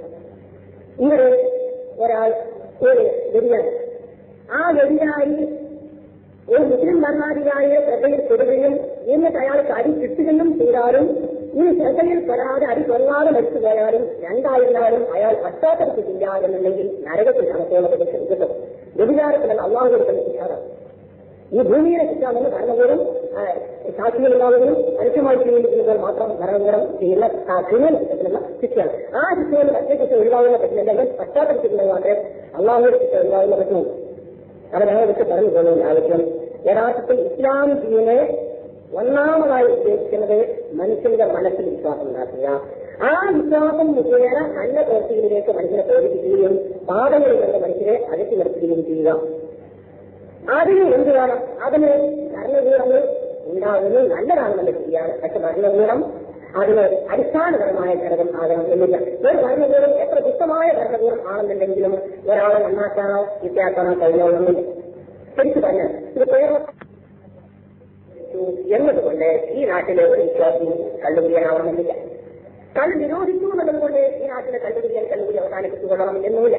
നിരവധി കല്ല് അനുവദിക്കുമ്പോൾ ഗവൺമെന്റ് അനുവദിക്കുമ്പോൾ അല്പം അങ്ങോട്ട് കല്ലിലേക്ക് നീങ്ങിപ്പോകാനും അങ്ങനെ താല്പര്യമുള്ള ആളുകൾക്ക് കുറച്ചുകൂടി സൗകര്യം കിട്ടുന്നു, കുറച്ചതിന് പരസ്യമായ അംഗീകാരം കിട്ടുന്നു എന്നൊക്കെയുള്ള കാര്യം ശരിയാണെന്നുണ്ടെങ്കിലും ഒരു വിശ്വാസിയെ സംബന്ധിച്ചിടത്തോളം ഈ ഗവൺമെന്റ് അനുവദിക്കുന്നോ നിരോധിക്കുന്നോ എന്നുള്ളത് ആ സത്യവിശ്വാസിയുടെ കല്ലിനോട് കല്ലിലേക്ക് മാറ്റം വരുത്തുകയില്ല. അപ്പൊ ഞാനും നിങ്ങളും കണ്ടുപിടിച്ചാൽ കുറിച്ചെല്ലാം തീരുമാനിക്കുന്നതിന് ഒരിക്കലും ഭരണകൂടം കല്ല് അനുവദിക്കുന്നുണ്ടോ നിരോധിക്കുന്നുണ്ടോ എന്നുള്ളതുമായിട്ട് ആവശ്യമൊന്നുമില്ല. അതുപോലെ തന്നെ കമ്മ്യൂണിസ്റ്റ് ഭരണകൂടങ്ങളിലൊക്കെ കമ്മ്യൂണിസ്റ്റ് ഭരണകൂടങ്ങളിൽ മതവിശ്വാസമില്ലാതെയാക്കാൻ വേണ്ടിയിട്ടും മതാചാരങ്ങൾ ഇല്ലാതെയാക്കാൻ വേണ്ടിയിട്ടും വ്യവസ്ഥാപിതമായ എല്ലാ ഏർപ്പാടുകളും നടത്തപ്പെട്ടിട്ടുണ്ട്. അവരുടെ പത്രങ്ങളിൽ കൂടിയും പുസ്തകങ്ങളിൽ കൂടിയും വാർത്താമാധ്യമങ്ങളിൽ കൂടിയും എല്ലാ തരത്തിലും മതത്തിനെതിരായ സംരംഭങ്ങൾ നടന്നിട്ടും ആ നാടുകളിലൊക്കെ മതം യഥാർത്ഥത്തിൽ ഇന്നും വളരെ ശക്തമായി നിലകൊള്ളുന്നു മാത്രമല്ല വളർന്നുകൊണ്ടിരിക്കുന്നു എന്നതിൽ തെളിവുകളുണ്ട്. പോളണ്ടിലൊക്കെ അങ്ങനെയാണ്. പോളണ്ടിലെത്തിയിരുന്ന മിക്കവാറും 90% ആളുകളും മതവിശ്വാസികളാണ്. അങ്ങനെ ആവാനുള്ള കാരണം എന്താണ്? യഥാർത്ഥത്തിൽ ഭരണകൂടം എത്രമാത്രം കരുതിയിരുന്നാലും മനുഷ്യന്മാരുടെ മനസ്സിനെ ഭരിക്കാൻ കഴിയില്ല, മനുഷ്യന്റെ ജീവിതത്തിന്റെ ബാഹ്യമണ്ഡലങ്ങൾ മാത്രമേ ഭരിക്കാൻ കഴിയുള്ളൂ എന്നതിന്റെ തെളിവാണ് ഈ പോളണ്ടിലേക്ക് സംഭവിക്കാത്തത്. ഈ മുസ്ലിം ലോകത്തിന്റെ അവസ്ഥയും ഇങ്ങനെയൊക്കെ തന്നെയാണ്. അതിന് ഞാൻ പറയുന്നതല്ല, മർഹൂം അബ്ദുൽ മോദി സാഹിബിന്റെ മതപ്രബോധകന്മാരുടെ സവിശേഷതകൾ എന്ന പേരിൽ ഒരു ഗ്രന്ഥമുണ്ട്. ആ ഗ്രന്ഥത്തിൽ അദ്ദേഹം പറയുന്നത് ലോകത്തിന്റെ പല ഭാഗങ്ങളിലും ഭരണാധികാരത്തിന്റെ പിന്നാലെ മതം കടന്നു ചെന്ന നേരത്തെ ഭരണാധികാരം പോകുമ്പോൾ ഇതിനോടൊപ്പം മതം പടിയിറങ്ങിപ്പോവുകയാണുണ്ടായത്. ഇന്ത്യയിൽ ഭരണാധികാരത്തോടൊപ്പം ഇസ്ലാം ദീൻ കടന്നു ചെന്നു, ഭരണാധികാരം പടിയിറങ്ങിയപ്പോൾ ഇസ്ലാം ദീനും പടിയിറങ്ങി. അതുപോലെ വടക്കേ ഇന്ത്യയുടെ പല മേഖലകളിലും പല രാജാക്കന്മാരുടെയും കൂടെ ഇസ്ലാം മതം കടന്നു വന്നു. രാജാക്കന്മാർ പോയപ്പോൾ ഇസ്ലാം ദീനും പോയി. നേരെ മറിച്ച് ഏതെങ്കിലും വിശ്വാസന്മാരായ മുസ്ലിം വ്യാപാരികൾ മുഖേനയോ മുസ്ലിം അധ്യാപകന്മാർ മുഖേനയോ മുസ്ലിം പ്രബോധകന്മാർ മുഖേനയോ ഇസ്ലാം ദീൻ കടന്നു ചെന്ന സ്ഥലങ്ങളിൽ അവിടെ അവർ ഭരിച്ചിട്ടും അവരുടെ ശേഷമുള്ളവർ വന്നിട്ടും അതുപോലെ തന്നെ കാലാവസ്ഥ മാറിയിട്ടും രാഷ്ട്രീയം മാറിയിട്ടും എന്തായിട്ടും മതം നീങ്ങിപ്പോയിട്ടില്ല. മതം ഏറ്റവും ശക്തമായി നിലകൊള്ളുന്നു. ഇതിന് വടക്കേ ഇന്ത്യയിലെയും അതുപോലെ ഇന്തോനേഷ്യയിലെയും ചൈനയിലും ഒക്കെ എത്രയോ രാജ്യങ്ങളിൽ ഉദാഹരണങ്ങൾ വളരെ വിശദമായി നടത്തിയിട്ടാണ് അദ്ദേഹം അദ്ദേഹത്തിന് ചെറുപ്പകാല കഴിയ പുസ്തകമാണ്. മലയാളത്തിലെ പുസ്തകമാണ് വാരികയിൽ പരിഭാഷപ്പെടുത്തിക്കൊടുത്തത്. അപ്പൊ അതിൽ ആ ലേഖനത്തിന്റെ ഉള്ളടക്കത്തിൽ മനസ്സിലാക്കേണ്ട കാര്യം എന്താണെന്ന് വെച്ചാൽ, ഒരു നല്ല മുസ്ലിം ഭരണാധികാരിക്ക് ഇസ്ലാം ദീനെ ഇവിടെ നിലനിർത്തുന്നതിനും ഇസ്ലാം ദീനിനെ ചൈതന്യവത്താക്കുന്നതിനും ഇസ്ലാം ദീനിന് വേണ്ടി സേവനങ്ങൾ ചെയ്യുന്നതിനും ഒക്കെ വളരെ വലിയ പങ്ക് വഹിക്കാൻ കഴിയും എന്ന കാര്യം ശരിയാണെന്നുണ്ടെങ്കിലും ഒരു ഭരണാധികാരി പോയത് കൊണ്ട് മാത്രമോ അല്ലെങ്കിൽ ഭരണാധികാരം കിട്ടിയില്ല എന്നതുകൊണ്ട് മാത്രമോ ഇസ്ലാം ദീൻ ഇല്ലാതാവണമെന്നോ അപൂർണമാകണം എന്നോ ഇല്ല എന്നാണ് നമുക്ക് മനസ്സിലാക്കാറുള്ളത്. കേരളത്തിന്റെ ഞാൻ നിങ്ങൾക്ക് പറഞ്ഞതാണ് കേരളത്തിന്റെ ചരിത്രമാണ് ഏറ്റവും വലിയ തെളിവാണ്. ഇന്ന് ഈ ഭൂമിയിൽ ഇസ്ലാം ദീൻ ഏറ്റവും സൈന്യവത്തായ നിൽക്കുന്ന പ്രദേശമാണ് കേരളം. ഇസ്ലാമിനെ പറ്റി ഇത്ര ഗഹനമായി പഠിക്കുവാനും ഇത്രയേറെ അനിശ്ചയമായ ജീവിതത്തിൽ അനുഷ്ഠിക്കാൻ താല്പര്യമുള്ള ഒരു ജനവിഭാഗം കേരളം ഇന്ത്യയുടെ പുറമെ നോക്കിയാൽ ഇത്രയും ശക്തമായിട്ട് കാണാൻ കഴിയിട്ടാണ് പലരും പറയുന്നത്. അങ്ങനെയുള്ള ഈ കേരളത്തിൽ ഇസ്ലാം ദീൻ നിലനിൽക്കുന്നതിന്റെയും വളരുന്നതിന്റെയും ഒക്കെ പിന്നിൽ യഥാർത്ഥത്തിൽ ഭരണകൂടത്തിന്റെ പിന്തുണയില്ല. ഒരു കണ്ണൂരിന്റെ ഒരു ചെറിയ ഭരണകൂടവും ഒരു ടിപ്പു സുൽത്താന്റെ പടയോട്ടവും മാത്രമാണ് മുസ്ലിംകളുടേതെന്ന് പറയാവുന്ന എന്തെങ്കിലും ഭരണ രാഷ്ട്രീയ പ്രവർത്തനമായിട്ട് കേരളത്തിൽ നടന്നിട്ടുള്ളത്. എന്നിട്ടും അതിന്റെ അഭാവം കൊണ്ട് മാത്രം ഇവിടെ എന്തെങ്കിലും കുഴപ്പങ്ങളുണ്ടായത്. ഇതെല്ലാം ഞാൻ പറയുമ്പോൾ മുസ്ലിംകൾ അവരുടെ ജീവിതത്തിൽ അവരുടെ രാഷ്ട്രീയ ജീവിതത്തിൽ ഏത് നിയമം സ്വീകരിക്കണം, ഇസ്ലാമിക നിയമം സ്വീകരിക്കണോ അനിസ്ലാമിക നിയമം സ്വീകരിക്കണോ എന്താണ് അതിനെപ്പറ്റി പറയാനുള്ളത് എന്നായിരിക്കും ഞാൻ ചോദിച്ചത്. അത് അല്പം വിശദീകരിക്കണം. ഞാൻ നേരത്തെ രാഷ്ട്രീയം എന്ന് പറഞ്ഞ വാക്ക് എത്രയും പഠിച്ചിട്ടുണ്ടാവുന്ന റബ്ബർ പോലെയുള്ള വാക്ക്. ചിലപ്പോൾ എല്ലാം രാഷ്ട്രീയമാക്കാൻ കഴിയും, ചിലർക്ക് എല്ലാം പഠിച്ചു മതമാക്കാൻ കഴിയും. അപ്പൊ അതുകൊണ്ട് അങ്ങനെ എല്ലാം പഠിച്ചു മതമാക്കിയതൊന്നും കാര്യമില്ല, എല്ലാം പഠിച്ചു രാഷ്ട്രീയമാക്കിയതൊന്നും കാര്യമില്ല. അതിന്റെ രണ്ടിനും ഇടയിൽ മിതമായ ഒരു നിലപാട്. ആ നിലപാട് എന്താണെന്ന് വെച്ചാൽ അല്ലാഹു തആല ഇന്നത്തെ കേരളത്തിലെയോ ഇന്ത്യയിലെയോ രാഷ്ട്രീയ പ്രവർത്തനത്തിന്റെ ഏതേത് മേഖലയിൽപ്പെട്ട ഏതെല്ലാം കാര്യങ്ങളിൽ അല്ലാഹു തആല ഹറാമാക്കിയ കാര്യം വരുന്നുണ്ടോ അങ്ങനത്തെ ഒരു കാര്യവും മുസൽമാനും ചെയ്യാൻ പാടില്ല. അത് എന്ത് പേരിലായിരുന്നാലും ശരി, ഏത് പൊടിയിൽ കുടിച്ചവരായിരുന്നാലും ശരി, ഏത് ഓഫീസിൽ ഇരുന്നവരായിരുന്നാലും ശരി, ഏത് മന്ത്രി കസേരയിൽ ഇരുന്നവരായിരുന്നാലും ശരി, അല്ലാഹു ഹറാമാക്കിയ യാതൊരു കാര്യവും മുസൽമാൻ ചെയ്യാൻ പാടില്ല. അല്ലാഹു ഹലാലാക്കിയ യാതൊരു കാര്യവും മുസൽമാൻ ഹറാമാക്കുവാനും പാടില്ല. അതിനും യാതൊരു തർക്കവും. അങ്ങനെ ആരെങ്കിലും ചെയ്യുന്നുണ്ടെങ്കിൽ അവർ മുസ്ലിംകളുടെ കൗരസ്ഥാനിലെ മറവ് ചെയ്തുമൊക്കെ മുസ്ലിംകൾക്ക് ഇപ്പോ ഇങ്ങോട്ട് കൊണ്ടുവരുന്ന വേറെ കൊണ്ടേക്കോളം പറയാൻ ആകാറില്ല. അതിനെതിരെ ചെയ്തിട്ടില്ല. അങ്ങനെ ആരാരെങ്കിലും മാറ്റി നിർത്തുന്നത്. അതുപോലെ തന്നെ മുസ്ലിങ്ങളുടെ പള്ളി ജീവിതത്തെ പങ്കെടുത്ത് നടക്കാൻ പാടില്ല എന്നും പറയുന്നത്. കാരണം റസൂൽ എന്ന് പറഞ്ഞിരിക്കുന്നത് ആര് നമ്മെ പോലെ നമസ്കരിക്കും, ആര് നമ്മെ പോലെ നമ്മുടെ തോലയിലേക്ക് തിരികെ എത്തിക്കുന്നു, ആരെ അവനെ മുസ്ലിമായി കണക്കാക്കണം. അത് ആ വാക്കിനെ മാത്രമല്ല, മുസ്ലിംകളുടെ കൂട്ടത്തിൽ ഒരാള് സമൂഹത്തിന്റെ ഭാഗമായി ഞാനിതാ പ്രവർത്തിക്കുന്നു എന്ന ഒരുപാട് കൈക്കൊണ്ടായാലും മുസ്ലിമായിട്ടില്ല എന്ന് പറയാൻ ഒരാൾക്കും അവിടെ റസൂൽ പോലും ആ ആളുകളാകുന്നതിൽ ചെയ്യാൻ അല്ലെങ്കിൽ ആ രീതിയിൽ സമീപിച്ചിട്ടുണ്ട്. ഇത് ഏത് രാഷ്ട്രീയ പാർട്ടിയുടെ പേരിലായിരുന്നാലും എന്തിന്റെ പേരിലായിരുന്നാലും ഒരു മുസൽമാനെ ഒരിക്കലും അള്ളാഹു ഹറാമാക്കിയ കാര്യം ഹലാലായി കാണാനോ ഹലാലായി ചെറുതാകാൻ പാടില്ല, ചെയ്യാൻ പാടില്ല. അള്ളാഹു ഹലാലാക്കിയ കാര്യം ഹറാമായി കാണാൻ പാടില്ല. പിന്നെ ഈ രാഷ്ട്രീയ പാർട്ടികളുടെ പ്രവർത്തനത്തെയും മറ്റു പ്രവർത്തനത്തെയും പറ്റി പറയാനുണ്ടെങ്കിലും അത് അവരെ പറ്റി സ്ഥിരീകരണമാണ്. അല്ലാഹു തആലയുടെ കൽപ്പന, ഓരോ മനുഷ്യനോടുള്ള കൽപ്പന അവന്റെ കഴിവിന്റെ അതിർത്തിയിൽ വരുന്ന കാര്യങ്ങൾ, അവന്റെ സാമ്പത്തികമായ പരിധിയിൽ വരുന്ന കാര്യങ്ങൾ, അവന്റെ ആരോഗ്യപരമായ പരിധിയിൽ വരുന്ന കാര്യങ്ങൾ, അവന്റെ സ്വാധീനത്തിന്റെ പരിധിയിൽ വരുന്ന കാര്യങ്ങൾ, അത്രയും കാര്യങ്ങളാണ് അവനോട് കൽപ്പിക്കുന്നത്. മക്കളുള്ള ഒരാളോടും മക്കളില്ലാത്ത ഒരാളോടും ഇസ്ലാമിന്റെ കൽപ്പനകൾ ഒരേ തരത്തിലല്ല. സ്വത്തുള്ള ആളോടും സ്വത്തില്ലാത്ത ആളോടും ഇസ്ലാമിന്റെ കൽപ്പനകൾ ഒരേ തരത്തിലല്ല. ആരോഗ്യമുള്ള ആളോടും ആരോഗ്യമില്ലാത്ത ആളോടും ഇസ്ലാമിന്റെ കൽപ്പനകൾ ഒരേ തരത്തിലല്ല. ഭ്രാന്തുള്ളവരോടും ഭ്രാന്തില്ലാത്തവരോടും ഇസ്ലാമിന്റെ കൽപ്പനകൾ ഒരേ തരത്തിലല്ല. അതുപോലെ തന്നെ അധികാരമുള്ളവരോടും അധികാരമില്ലാത്തവരോടും ഇസ്ലാമിന്റെ കൽപ്പന ഒരേ തരത്തിലല്ല. അധികാരം എന്ന് പറയുമ്പോൾ തന്നെ കൂടിയതോടും പറഞ്ഞു കൊടുക്കുന്നുണ്ട്. ഒരു കുടുംബത്തിന്റെ മേൽ അധികാരമുള്ളവരോടും അധികാരമില്ലാത്തവരോടും ഒരേ തരത്തിലല്ല ഇസ്ലാമിന്റെ കൽപ്പന. അതുപോലെ ഒരു ഗ്രാമത്തിൽ അധികാരമുള്ളവരോടും അധികാരമില്ലാത്തവരോടും ഇസ്ലാമിന്റെ കൽപ്പന ഒരേ തരത്തിലല്ല. ഒരു ജില്ലയിൽ അധികാരമുള്ളവരോടും ഇല്ലാത്തവരോടും ഇസ്ലാമിന്റെ കൽപ്പന ഒരേ രൂപത്തിലല്ല. ഒരു സ്റ്റേറ്റിൽ അധികാരമുള്ളവരോടും ഇല്ലാത്തവരോടും ഒരേ രൂപത്തിലല്ല.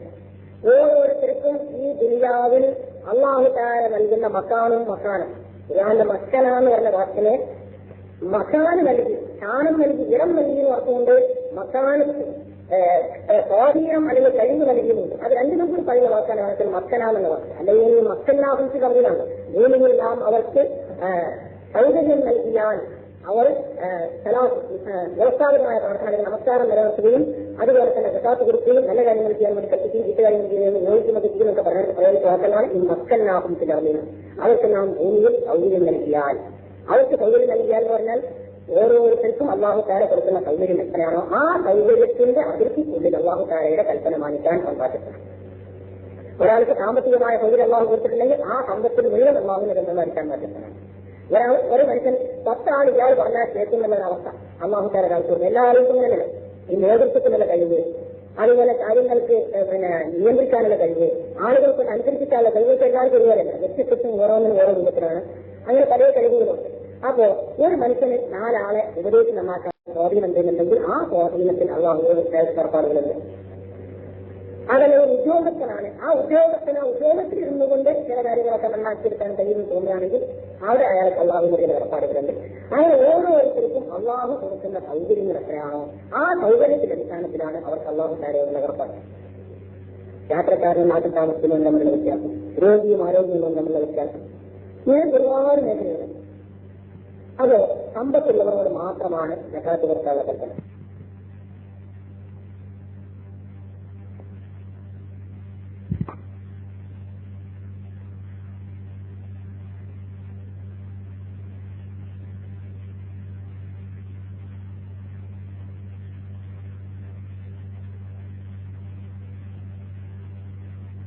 സക്കാത്ത് കൊടുക്കാനുള്ള കൽപ്പന ഇസ്ലാം കാര്യങ്ങൾ 5 ഒന്നാണല്ലോ സക്കാത്ത്.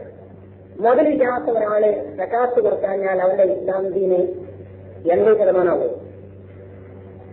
നമ്മുടെ വീക്ഷണത്തിൽ 100% സക്കാത്ത് കൊടുത്തില്ല എന്നുള്ളത് അവൻ ഇസ്ലാമിനെ പൂർണ്ണമാകുക. കാരണം സക്കാത്ത് കൊടുക്കാനുള്ള സൗകര്യം അള്ളാഹുവിന് കൊടുത്തിട്ടില്ല എന്നുള്ളത് ആ സൗകര്യം ഉണ്ടാക്കിയില്ല എന്നുള്ളത് മറ്റൊരാളും ചിത്രം പറയുന്നില്ല. എന്തെങ്കിലും നിനക്കും നിറവുണ്ടാക്കാൻ കഴിയുമായിരുന്നില്ലേ, എന്നിട്ട് നിനക്ക് സക്കാത്ത് കൊടുക്കാൻ കഴിയുമായിരുന്നില്ലേ എന്ന് ചോദിക്കുന്ന പ്രശ്നം. മുതല് മനസ്സിലുണ്ടാക്കാൻ വിചാരിച്ചാൽ ഉണ്ടാകാനുണ്ട്, പടക്കം കൊടുക്കാൻ തീരുമാനിച്ചാൽ മാത്രമേ കഴിയുള്ളൂ എന്നാണ് നമ്മൾ വിശ്വസിക്കുന്നത്. അത് അങ്ങനെയല്ല, മുതലുണ്ടാക്കുന്ന കാര്യം അവന്റെ കയ്യിൽപ്പെട്ടതല്ല. ആ മുതൽ ഉണ്ടായാൽ അതിൽ നിന്ന് സക്കാത്ത് കൊടുക്കാനുള്ളതാണ് അവന്റെ കടമ. ആ മുതലില്ലാത്ത ആളെ എപ്പോഴും സക്കാത്ത് കൊടുക്കാഞ്ഞാൽ ഇസ്ലാമിയും പൂർണ്ണമായിരിക്കും. നേരെ മറ്റു മുതലുള്ളവരെ സംബന്ധിച്ചും സക്കാത്ത് കൊടുക്കാഞ്ഞാൽ ഇസ്ലാമിയ പൂർണ്ണമായിരിക്കും. ആ ഇസ്ലാം ദീൻ പൂർണ്ണമാണോ അപൂർണമാണോ തീരുമാനിക്കുന്ന ഏത് അടിസ്ഥാനത്തിലാണ്? ഇസ്ലാം ദീൻ ജീവിതത്തിൽ കൈക്കൊള്ളുന്ന ആളുടെ കഴിവ് എത്രയുടെ നിലയ്ക്കാണ്. അതുപോലെ ഹജ്ജ് യാത്ര ചെയ്യാനുള്ള ആരോഗ്യവും അതിനുള്ള മറ്റ് സൗകര്യങ്ങളുള്ള ആൾക്ക് മാത്രമാണ് ഹജ്ജ് നിർബന്ധമായിട്ടുള്ളത്. അതില്ലാത്ത ആളെ സംബന്ധിച്ചിടത്തോളം ഹജ്ജ് നിർബന്ധമല്ല. അത് ഉള്ള ആളെ ഹജ്ജ് ചെയ്യാതിരുന്നാൽ ഇസ്ലാമിന് അപൂർണ്ണമായിരിക്കും. ഇല്ലാത്ത ആളെ ഹജ്ജ് ചെയ്യാതിരുന്നാൽ ഇസ്ലാമിന് അപൂർണ്ണമാകുന്ന പ്രശ്നമില്ല. അത് ഹജ്ജും സക്കാത്തും ചെയ്യാത്ത പാവപ്പെട്ട മനുഷ്യനെ സംബന്ധിച്ചിടത്തോളം ഇസ്ലാമിന് 60% അതുപോലെ തന്നെയാണ് കട്ടവന്റെ കൈമുറിക്കുന്ന കാര്യം. കട്ടവന്റെ കൈമുറിക്കാവുന്ന തരത്തിലുള്ള അധികാരം ഒരാൾക്ക് കൈവന്നാൽ ആ കൈമുറിക്കാത്തതിന്റെ പേരിലാണ് എല്ലാവരും ഉത്തരം പറയേണ്ടത്. എങ്ങനെയാണെങ്കിൽ ഈ കട്ടവൻ കരുതിക്കൂട്ടി ആളുകളെ ശല്യപ്പെടുത്താൻ വേണ്ടി ദുഷ്ടമസ്തയോടുകൂടി ക്രിമിനൽ നിലപാടത്തോടുകൂടി മോഷിച്ചതാണെന്നുണ്ടെങ്കിൽ, അല്ല പറ്റുന്ന കട്ടവനാണെങ്കിൽ, അല്ലെങ്കിൽ ഓരോ തരത്തിലുള്ള സാധനത്തിൽ വെല്ലുപിടിച്ചവനാണെന്നുണ്ടെങ്കിൽ, ആരെടുത്ത് നീക്കിച്ചെടുക്കുന്ന പൈസ കൊടുക്കുന്ന സാധനം എടുത്ത് മോഷിക്കുന്നില്ല, അങ്ങനെയാണെങ്കിൽ, അല്ല എന്തെങ്കിലും നിസ്സാരമായ സാധനം എവിടെയെങ്കിലും പൈസെടുക്കാൻ തന്നെ അങ്ങനെയുള്ള ആളുകളൊന്നും എനിക്ക് അവകാശമില്ല. ഈ സമൂഹത്തെ അപകടപ്പെടുത്തുവാനും അവരുടെ സ്വത്ത് കൈയാറാനും വേണ്ടി കരുതി കൂട്ടി ക്രിമിനൽ കുറ്റം ചെയ്തവനാണ് ഇവൻ എന്ന് ബോധ്യം വന്നാൽ അവന്റെ കൈമുറിക്കാൻ അധികാരമുള്ള മുസൽമാൻ ബാധ്യതയാണ്. അധികാരം ഇല്ലാന്നുണ്ടെങ്കിലോ അവനെ സംബന്ധിച്ചിടത്തോളം അവന്റെ ബാധ്യതയുമല്ല. ആ അധികാരം ഉണ്ടാക്കാൻ വേണ്ടി അവൻ ശ്രമിക്കേണ്ടതല്ലേ എന്നാണെങ്കിൽ അത് സക്കാത്ത് കൊടുക്കാൻ വേണ്ടി മുതലുണ്ടാക്കാൻ ശ്രമിക്കേണ്ടതല്ലേ എന്ന് ചോദിക്കുമ്പോഴും, ഹജ്ജ് ചെയ്യാൻ വേണ്ടി മുതലുണ്ടാക്കേണ്ടതല്ലേ, ആരോഗ്യം ഉണ്ടാക്കേണ്ടതല്ലേ എന്നൊക്കെ ചോദിക്കുമ്പോഴേയും ഉള്ള അപ്രസക്തമായ ചോദ്യം മാത്രമാകുന്നു. അതുതന്നെയാണ് വ്യതിയായി എറിഞ്ഞു കൊള്ളുന്ന കാര്യത്തിലും മറ്റു പല കാര്യങ്ങളിലുള്ള അവസ്ഥ. ഈ മക്കല്ലാഹും എന്ന വാക്കിന്റെ അർത്ഥവും അങ്ങനെ തന്നെയാണ്. അള്ളാഹു തആല അവർക്ക് സൗകര്യം ചെയ്തു കൊടുത്താൽ, അധികാരമാണെങ്കിൽ അധികാരം, സമ്പത്താണെങ്കിൽ സമ്പത്ത്, ആരോഗ്യമാണെങ്കിൽ ആരോഗ്യം, ഏതാണോ അള്ളാഹു കൊടുക്കുന്ന സൗകര്യം, ആ സൗകര്യം നൽകിയാൽ ആ സൗകര്യത്തിന്റെ അടിസ്ഥാനത്തിൽ ചെയ്യാവുന്ന കാര്യം. ഇത് ഇന്ന് വെച്ചിരിക്കാനുള്ള സൗകര്യം കൊടുത്താൽ ഒന്ന് വെച്ചിരിക്കാം, അതിന് സൗകര്യം ഇരുന്ന് വെച്ചിരിക്കണം, അതിന് സൗകര്യം കിടന്ന് വെച്ചിരിക്കണം. അള്ളാഹു ഏത് തരത്തിലാണ് അവർ അള്ളാഹുവിന്റെ കൽപ്പന ജീവിതത്തിൽ നടപ്പിലാക്കാൻ സൗകര്യം കൊടുത്തിരിക്കുന്നത് ആ സൗകര്യത്തിന്റെ അടിസ്ഥാനത്തിലാണ് ചെയ്യുക. അപ്പൊ അധികാരം ഒരാൾക്ക് കൈവന്നിട്ടുണ്ടെങ്കിൽ ആ അധികാരത്തിന്റെ അടിസ്ഥാനത്തിൽ ചെയ്യുക. ഒന്നുകൂടി തെളിയിച്ച് പറഞ്ഞാൽ, അൻവർ സാദാത്ത് കട്ടവന്റെ കൈവരിക്കാനുള്ള നിയമം ഈജിപ്തിലുണ്ടാക്കിയിട്ടില്ല എന്നുണ്ടെങ്കിൽ അൻവർ സാദാത്ത് അതിന് പുറത്തുനിന്ന് ഉത്തരം പറയണം. കാരണം അൻവർ സാദാത്ത് അതിനുള്ള സൗകര്യം കിട്ടും. നേരെ മറിച്ച് സയ്യിദ് കുത്തുബ് അതിന് കുറ്റക്കാരനല്ല. സയ്യിദ് കുത്തുബിന് ആരോഗ്യത്തിലുള്ള ബാധ്യത എന്താണ്? അൻവർ സാദാത്തിനോട് പറയണം. താങ്കൾക്ക് അല്ലാഹു അധികാരം തന്നിരിക്കുന്നു, താങ്കൾ മുസൽമാനാണ്, ഇസ്ലാമിന്റെ മഹത്വങ്ങൾ അറിയുന്നവനാണ്, ഇസ്ലാമിന്റെ നിയമങ്ങളും രക്ഷാമിക നിയമങ്ങളും ഇസ്ലാമിന്റെ സാമൂഹിക നിയമങ്ങളും സാമ്പത്തിക നിങ്ങൾക്ക് താങ്കൾ അറിയുന്ന ആളാണ്. അത് താങ്കളുടെ കഴിവിന്റെയും അധികാരത്തിന്റെയും പരിധിയിൽ നടപ്പിലാക്കാൻ താങ്കൾ ബാധ്യസ്ഥനാണ്. അല്ലാത്ത പക്ഷം അള്ളാഹുവിനോട് താങ്കൾ ഉത്തരവാദിത്തപ്പെടേണ്ടതാണ്. എന്നൊക്കെ അൻവർ സാദാത്തിനോട് പറഞ്ഞു കൊടുക്കാനുള്ള ബാധ്യതയാണ് ചെയ്തിരിക്കുന്നത്. നേരെ മറിച്ച് അൻവർ സാദാത്തിന് അധികാരത്തിന് ഇറക്കിയിട്ട് അവിടെ അതിന് പകരം കത്തവന്റെ കൈമുറിക്കുന്ന ശിക്ഷ നടപ്പാക്കാൻ വേണ്ടി ശ്രമിക്കാൻ ചെയ്തിരിക്കുന്ന ബാധ്യതയുണ്ടോ എന്ന് ഞാൻ മനസ്സിലാക്കുന്നില്ല. അത് മനസ്സിലാക്കാൻ ഇസ്ലാമിൽ കഴിയുന്നില്ല എന്നാണ് ഞാൻ അന്വേഷിച്ചേർക്കവും പരിശോധിച്ചേർക്കവും കാണാൻ കഴിയുന്നത്. അതുപോലെ തന്നെ അധികാരത്തിന്റെ മണ്ഡലത്തിൽ പറഞ്ഞ വേറൊരു കാര്യം ചിന്തിക്കേണ്ടത്, നമ്പൂരിന് അള്ളാഹു താഴെ ഭരണാധികാരം കൊടുക്കുന്നു. അള്ളാഹു താഴെ നമ്പൂരിന് ഭരണാധികാരം കൊടുത്തു. അതേ അള്ളാഹു താഴെ ഇബ്രാഹിം നബി രണ്ടാവശ്യത്തിന് വേണ്ടിയിട്ട് അള്ളാഹു അധികാരം കൊടുത്ത നമ്പൂരിന് തന്നെ അധികാരം തിരിച്ചു വാങ്ങാൻ വേണ്ടിയിട്ട് എന്ന് പറഞ്ഞാൽ അതിൽ അല്പം യുക്തിഭംഗമുണ്ട്. നേരെ മറിച്ചും അള്ളാഹു അധികാരം കൊടുത്ത നമ്പൂരിനോട് പോയിട്ട് നമ്പൂര് എനിക്ക് അള്ളാഹു വേണ്ടി അധികാരം തന്നത്, ഈ അള്ളാഹുവിന് നിന്റെ അടുത്ത് അധികാരം തിരിച്ചു വാങ്ങാൻ കഴിയും, നിന്റെ എല്ലാ ശക്തിയിലും ഇല്ലാതെയാക്കാൻ കഴിയും. അതുകൊണ്ട് നിന്റെ അധികാരത്തിന്റെയും ശക്തിയുടെയും യഥാർത്ഥ ഓർമ്മസ്ഥനായ അള്ളാഹുവിനുള്ള വിശ്വാസവും അള്ളാഹുവിനുള്ള വിഷയത്വവും അള്ളാഹുവിന് ശാസിക്കുന്ന ധർമ്മങ്ങൾ മാത്രമേ നിന്റെ ജീവിതത്തിൽ ആത്യന്തികമായ ഗുണകരമായി ചെയ്യുകയുള്ളൂ എന്ന് പറഞ്ഞ് ബോധ്യപ്പെടുത്തി കൊടുക്കാൻ വേണ്ടിയിട്ടാണ് നമ്പൂരിന്റെ അടുത്തേക്ക് കാര്യം മതിയായിട്ടുള്ളത്. എന്നാൽ അള്ളാഹുക്കായ നമ്പൂരിന് കൊടുത്ത ഭരണം അവിടുന്ന് ഞാനവിടെ ഭരണം കൊടുത്തിട്ടുണ്ട്, അത് നീ പോയിട്ട് തിരിച്ചു വാങ്ങണം എന്ന രൂപത്തിലല്ല ഒരു സവാരികൾ ചോദിക്കുന്നതിനാണ്. ഫിർഔന്റെ കാര്യത്തിൽ അങ്ങനെ തന്നെയാണ്. ഫിർഔൻ ധിക്കാരിയായി മാറിയിരിക്കുന്നു എന്നൊക്കെ പറയുന്ന അർത്ഥമായിട്ട് ഹാറൂൻ നബിയോടും മൂസാ നബിയോടും എല്ലാം പറയാനും നിങ്ങൾ രണ്ടുപേരും ഫിർഔന്റെ അടുത്തേക്ക് പോകണം. തീർച്ചയായും ഫിർഔൻ ധിക്കാരിയായി മാറിയിരിക്കുന്നു. ആ ധിക്കാരിയെ സിംഹാസനത്തിന് പിടിച്ച് കൈപിടിച്ച് താഴെ ഇറക്കാൻ വേണ്ടിയിട്ടല്ല. അവിടെ പോയിട്ട് എന്താണ് നിങ്ങൾ രണ്ടുപേരും ആ നമ്പൂരിന്റെ അടുത്ത് പോയിട്ട് ആ നമ്പൂരിനോട് ഔലൻ ലയ്യനൻ, വളരെ മൃദുവായ വാക്ക്, വളരെ സൗമ്യമായ വാക്ക്, ആരോട് ഏകാധിപതിയായ മർദ്ദകനായ ചരിത്രത്തിലെ വളരെ ചെറിയ മർദ്ദകനായ അവന്റെ അടുത്ത് പോയിട്ടാണ് എന്റെ മർദ്ദനം നിർത്തണം, എന്റെ വിചാരം അവസാനിപ്പിക്കണം എന്നൊക്കെയുള്ള ആ ശൈലിക്ക് പകരം അള്ളാഹു പറഞ്ഞ് മൂസാ നബിയോടും അവർ നബിയോടും അള്ളാഹു നിർദ്ദേശിച്ചില്ല, നിങ്ങൾ രണ്ടുപേരും പറയണം ആ ഫിർഔനോട് ഔലൻ ലയ്യനൻ, വളരെ മാർദ്ദവമായ വാക്ക്. ആ വാക്ക് കേട്ടിട്ട് ഒരു വേള ഫിർഔൻ സത്യത്തെപ്പറ്റി ബോധവാനായേക്കാം, അല്ലെങ്കിൽ അള്ളാഹുവിന്റെ ശിക്ഷയെപ്പറ്റി ഭയമുള്ളവരായേക്കാം. അത് ഫിർഔന്റെ കൊട്ടാരത്തിലേക്ക് മൂസാ നബിയും ഹാറൂൻ നബിയും നിയോഗിക്കുന്നത് അള്ളാഹു താര ഫിർഔന് കൊടുത്ത ഭരണാധികാരം പിടിച്ചു വാങ്ങാൻ വേണ്ടിയല്ല.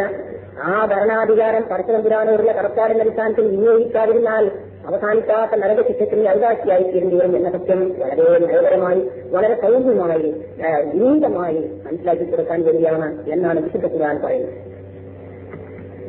അത് പറഞ്ഞു വെച്ചിട്ട് ഞാൻ നിങ്ങളെ ഒരു ലേഖനത്തിലേക്ക് ഞാൻ കൂടുതൽ വിശദീകരിക്കുന്നില്ല. ഈ വിഷയത്തെ എന്ന് വെച്ചാൽ അത് 8-10 മണിക്കൂറുകൾ വിശദീകരിച്ചാൽ മാത്രമേ ഇതിന് എല്ലാ വശങ്ങളും പ്രതിപാദിക്കാൻ കഴിയുള്ളൂ. കാരണം അത്രയേറെ സങ്കീർണങ്ങൾ സൃഷ്ടിക്കപ്പെട്ടിരിക്കുന്നു. ഇത് മാത്രമല്ല, എല്ലാ കാലത്തില്ല ഈ യുക്തിവാദികൾ കൂടെ സൃഷ്ടിച്ചെടുക്കേണ്ടത്.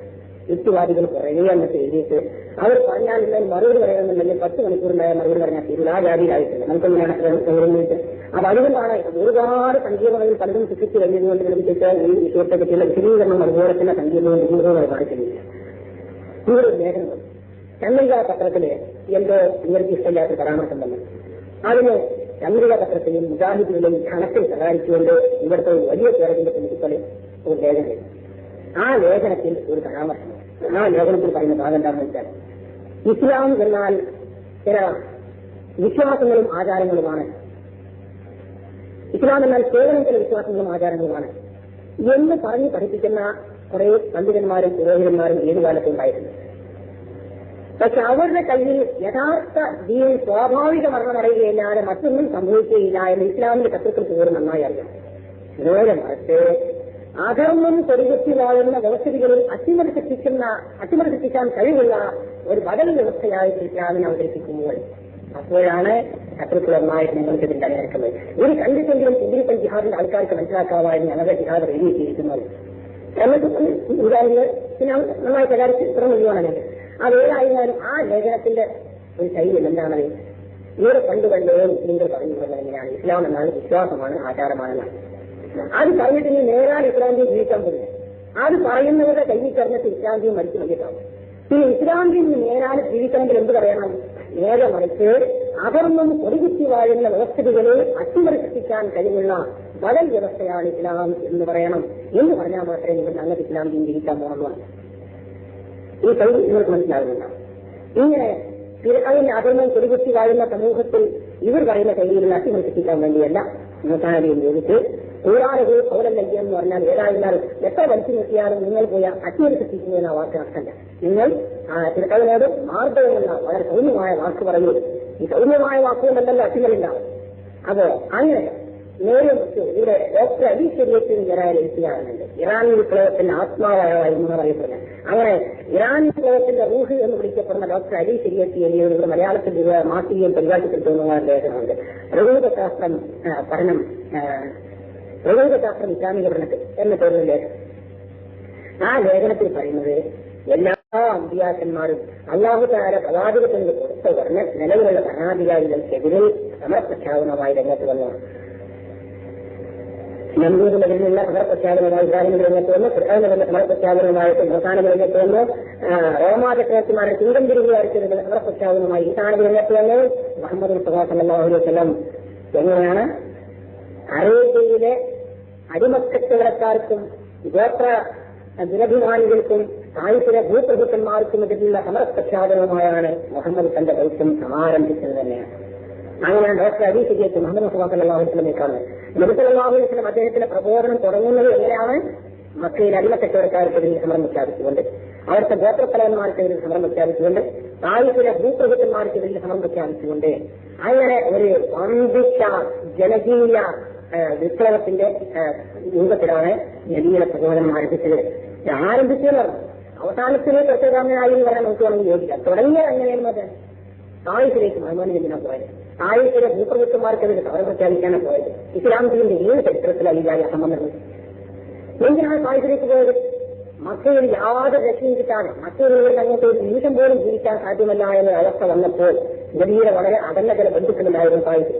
ആ ബന്ധുക്കളെ കണ്ടിട്ട് അവരുടെ സഹായം തരാൻ വേണ്ടിയിട്ടാണ് അങ്ങോട്ട് പോയത്. അവരെ ചെന്നപ്പോഴും ഓരോരുത്തരുണ്ട് നബി മുതൽ മടങ്ങി ചെറിയ അവരെ ഒരു ഭൂപ്രഭുക്കന്മാർക്കെതിരെ ഒരു സമരം പ്രഖ്യാപിച്ചതായിട്ടോ അവരെ എന്തെങ്കിലും സത്യത്തിന്റെ ഏർപ്പാടുകൾ നടന്നതായിട്ടോ അവരെ ആ വിഷയമായിട്ട് ഇസ്ലാമിക ചരിത്രത്തിൽ കാര്യമില്ല.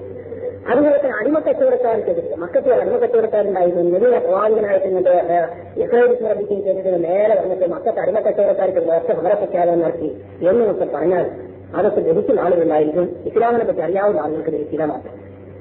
അവ ഇങ്ങനെയാണ് ഇസ്ലാം എന്നാൽ എന്താണ്? അത് ഇവിടെ നിലവിലുള്ള രാഷ്ട്രീയ വ്യവസ്ഥിതിക്കെതിരെയുള്ള സമരം നടത്തലാണ്.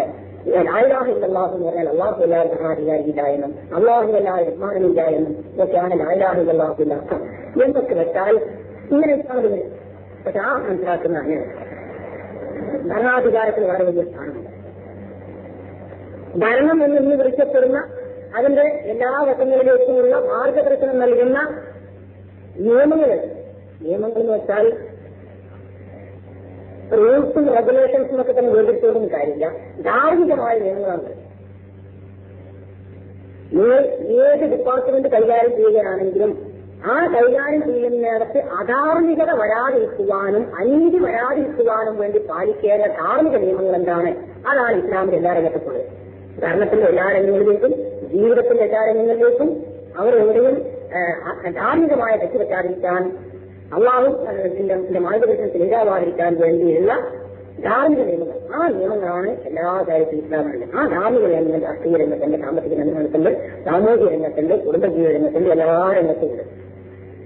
അതെല്ലാം മുജാഹിദുകൾ വളരെ പ്രധാനമായി കാണുന്നു എന്ന് മാത്രമല്ല, ഇന്ന് കേരളത്തിൽ ഉടനീളം യുക്തിവാദി പ്രസ്ഥാനവും മറ്റു പ്രസ്ഥാനങ്ങളുമൊക്കെ പ്രവർത്തിച്ചുകൊണ്ടിരിക്കുന്ന ഈ കാലഘട്ടത്തിൽ ഇസ്ലാം ദീനിന്റെ ഒരു നിയമവും ജീവിതത്തിന്റെ ഒരു മേഖലയെ പറ്റി ഇസ്ലാം ദീൻ പറഞ്ഞ ഒരു നിയമവും യുക്തിക്കെതിരല്ല, അപ്രായോഗികമല്ല, പ്രയോജനമില്ലാത്തതല്ല എന്ന് സമർപ്പിക്കുവാൻ വേണ്ടി ഇവർക്ക് ഇസ്ലാമീ പ്രസ്ഥാനം വളരെ ശക്തമായ ഒരു മുന്നേറ്റം നടത്തിക്കൊണ്ടിരിക്കുകയാണ്. അള്ളാഹുവിന്റെ അനുഗ്രഹത്തോടുകൂടി വളരെ വലിയ വിജയമരങ്ങത്ത് ഇസ്ലാമീ പ്രസ്ഥാനത്തിന് നേടാൻ കഴിയുന്നത്. ആരെങ്കിലും പ്രവർത്തിച്ചുകൊണ്ടിരിക്കുന്ന ഒരു വലിയ പ്രവർത്തനമെന്ന് ഞാൻ പറയുക. ഇവിടെ ഒരു നിശ്ചയാതി മനുഷ്യൻ ഖുർആനിൽ ഒരുപാട് ആശയങ്ങളുമായി അറിയുന്നത് ചെയ്യുകയാണ്.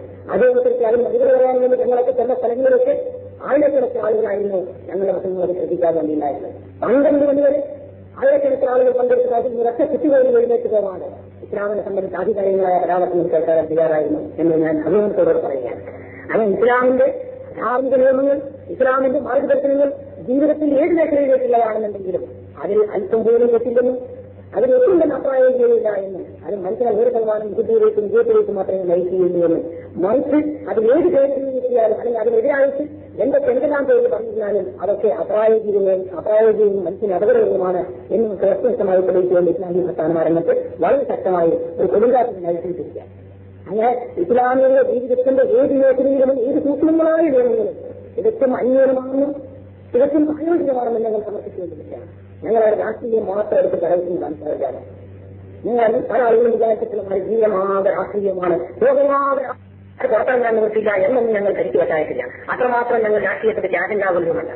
നേരെ മറിച്ച് ഇവിടെ എല്ലാ രംഗത്തും, സാമൂഹ്യ രംഗത്തും, വ്യക്തിജീവിതത്തിലും, കുടുംബജീവിതത്തിലും, അയൽക്കാരോടുള്ള ബന്ധത്തിലും, മറ്റു മനുഷ്യരോടുള്ള ബന്ധത്തിലും, മറ്റു മതക്കാരോടുള്ള ബന്ധത്തിലും, മറ്റു ജീവികളോടുള്ള ബന്ധത്തിലും, അങ്ങനെ മനുഷ്യന്റെ എല്ലാ ജീവിത ബന്ധങ്ങളിലും ഒരുപോലെ ഇസ്ലാമിന്റെ മുഴുവൻ അധ്യാപനങ്ങളും മാർഗദർശനങ്ങളും നടപ്പിലാക്കണം. അത് നടപ്പിലാക്കാത്തടത്തോളം കാലം നമുക്ക് വമ്പിച്ച നഷ്ടങ്ങളുണ്ടായിരിക്കും എന്ന രൂപത്തിലാണ് മുജാഹിദുകാർക്ക് കാണുന്നത്. നേരെ മറിച്ച് ഇസ്ലാം രാഷ്ട്രീയമാണ് എന്ന് പറയുന്നത് തുടങ്ങുന്ന ആ ഏർപ്പാട് മാത്രം മുജാഹിദുകൾക്കില്ലാന്നേ ഉള്ളൂ. നേരെ മറിച്ച് എല്ലാവരും കമ്മ്യൂണിസത്തിനെതിരെ മുഴുവത്തില്ല. നിങ്ങൾക്ക് സംശയമുണ്ടെങ്കിൽ ചോദിച്ചു നോക്കൂ. കേരളത്തിൽ കമ്മ്യൂണിസത്തിന് ന്യായീകരണം നൽകാൻ വേണ്ടി ഏത് പേരിലായിരുന്നത് കമ്മ്യൂണിസം ഇസ്ലാമാണെന്ന് പറഞ്ഞ പ്രസംഗിച്ച പ്രാഥമികന്മാരുണ്ടായി. ഇസ്ലാം കമ്മ്യൂണിസമാണെന്ന് പറഞ്ഞത് CPM ഞാൻ പേരെടുത്തെന്ന് പറയുന്നത് വിഷയം തോന്നുന്നത് CPM പോലെയും PMA പറഞ്ഞപ്പോലെയും ഒക്കെ യഥാർത്ഥ ഇസ്ലാം ഞങ്ങളുടെ ഇസ്ലാമാണ്, ചുവന്ന ഇസ്ലാമാണെന്ന് പറഞ്ഞ് കേരളത്തിലെ പല പ്രദേശങ്ങളിലും പോയി പ്രസംഗിച്ച അനുഭവങ്ങളുണ്ടായി. അങ്ങനെ ചില സ്ഥലങ്ങളിലൊക്കെ പോയിട്ട് എന്താണ് ഇസ്ലാമെന്നും എന്താണ് കമ്മ്യൂണിസമെന്നും എന്താണ് സോഷ്യലിസമെന്നും അവരുടെ കാഴ്ചപ്പാടുള്ള വൈകല്യങ്ങൾ എന്താണെന്നും കണക്ക് തീർത്ത് ഒരു സംശയവും ബാക്കിയാവാതെ ഈ ഒരിക്കൽ അങ്ങോട്ട് തിരിച്ചു ചെല്ലാനുള്ള ധൈര്യം പോലും ആ തരത്തിലുള്ള അനുവാദികൾക്ക് അവശേഷിപ്പിക്കാത്ത തരത്തിൽ ഇസ്ലാമിക പ്രവർത്തകന്മാർ ആ രംഗത്തൊക്കെ വമ്പിച്ച പ്രവർത്തനം നടത്തിയിട്ടുണ്ടെന്ന് ഞാൻ പ്രഖ്യാപിക്കാം. നിങ്ങൾക്ക് സംശയമുണ്ടെങ്കിൽ ഓരോ സ്ഥലവും ഞാൻ പേര് പറഞ്ഞിടാം. ഏതെല്ലാം സ്ഥലങ്ങളിൽ കമ്മ്യൂണിസ്റ്റിനെതിരെ ഞങ്ങൾ ഏതെല്ലാം തരത്തിൽ നീക്കം നടത്തി. അത് ഇസ്ലാമിന് വിരുദ്ധമായി രാഷ്ട്രീയ രംഗത്തായിരുന്നാലും സദാചാര രംഗത്തായിരുന്നാലും സാംസ്കാരിക രംഗത്തായാലും അള്ളാഹുവിന്റെ കൽപ്പനകൾക്കെതിരായും അള്ളാഹുവിന്റെ ധാർമ്മിക നിർദ്ദേശങ്ങൾക്കെതിരായും അള്ളാഹുവിന്റെ ദീനിന്റെ വിശുദ്ധിക്കെതിരായും എന്തെല്ലാം നടന്നാലും മറ്റാരെക്കാളും കൂടുതൽ മറ്റേത് പ്രസ്ഥാനത്തെക്കാളും കൂടുതൽ ശക്തമായി ഞങ്ങൾ പ്രവർത്തിച്ചുകൊണ്ടിരിക്കുകയാണ്. ഇനി മറ്റൊരു കാര്യം ഞാൻ പറയാൻ ആഗ്രഹിക്കുന്നു. ഇവിടെ ഏതെങ്കിലും മുജാഹിദ് പ്രവർത്തനം മുസ്ലിം ലീഗിൽ പ്രവർത്തിക്കുന്നു, അല്ലെങ്കിൽ ഏതെങ്കിലും മുജാഹിദ് പ്രവർത്തനം മറ്റൊന്നിൽ പ്രവർത്തിക്കുന്നു എന്നതുകൊണ്ട് മുജാഹിദ് പ്രവർത്തനം രാഷ്ട്രീയത്തിൽ മുന്നിൽ പോകുന്നൊന്നും ആരും പേടിക്കണ്ടില്ല. അങ്ങനെ ആരെങ്കിലും സ്വപ്നം കാണുന്നുണ്ടെങ്കിൽ ആ സ്വപ്നമൊക്കെ അവിടെ മാറ്റി വെക്കാറില്ല. കാരണം മുജാഹിദുകൾക്കറിയാം രാഷ്ട്രീയക്കാരനെ എവിടെ നിർത്തണമെന്ന് മുജാഹിദുകൾക്കറിയാം, രാഷ്ട്രീയത്തെ എവിടെ നിർത്തണമെന്ന് മുജാഹിദുകൾക്കറിയാം. മുജാഹിദുകൾ ഈ നാട്ടിൽ നീതി കൊടുക്കുന്ന പൗരന്മാരാണ്. ഈ നാട്ടിലെ സർക്കാരിന്റെ വരുമാനത്തിൽ ഒരു ഭാഗം മുജാഹിദുകളുടെ വരുമാനമാണ്.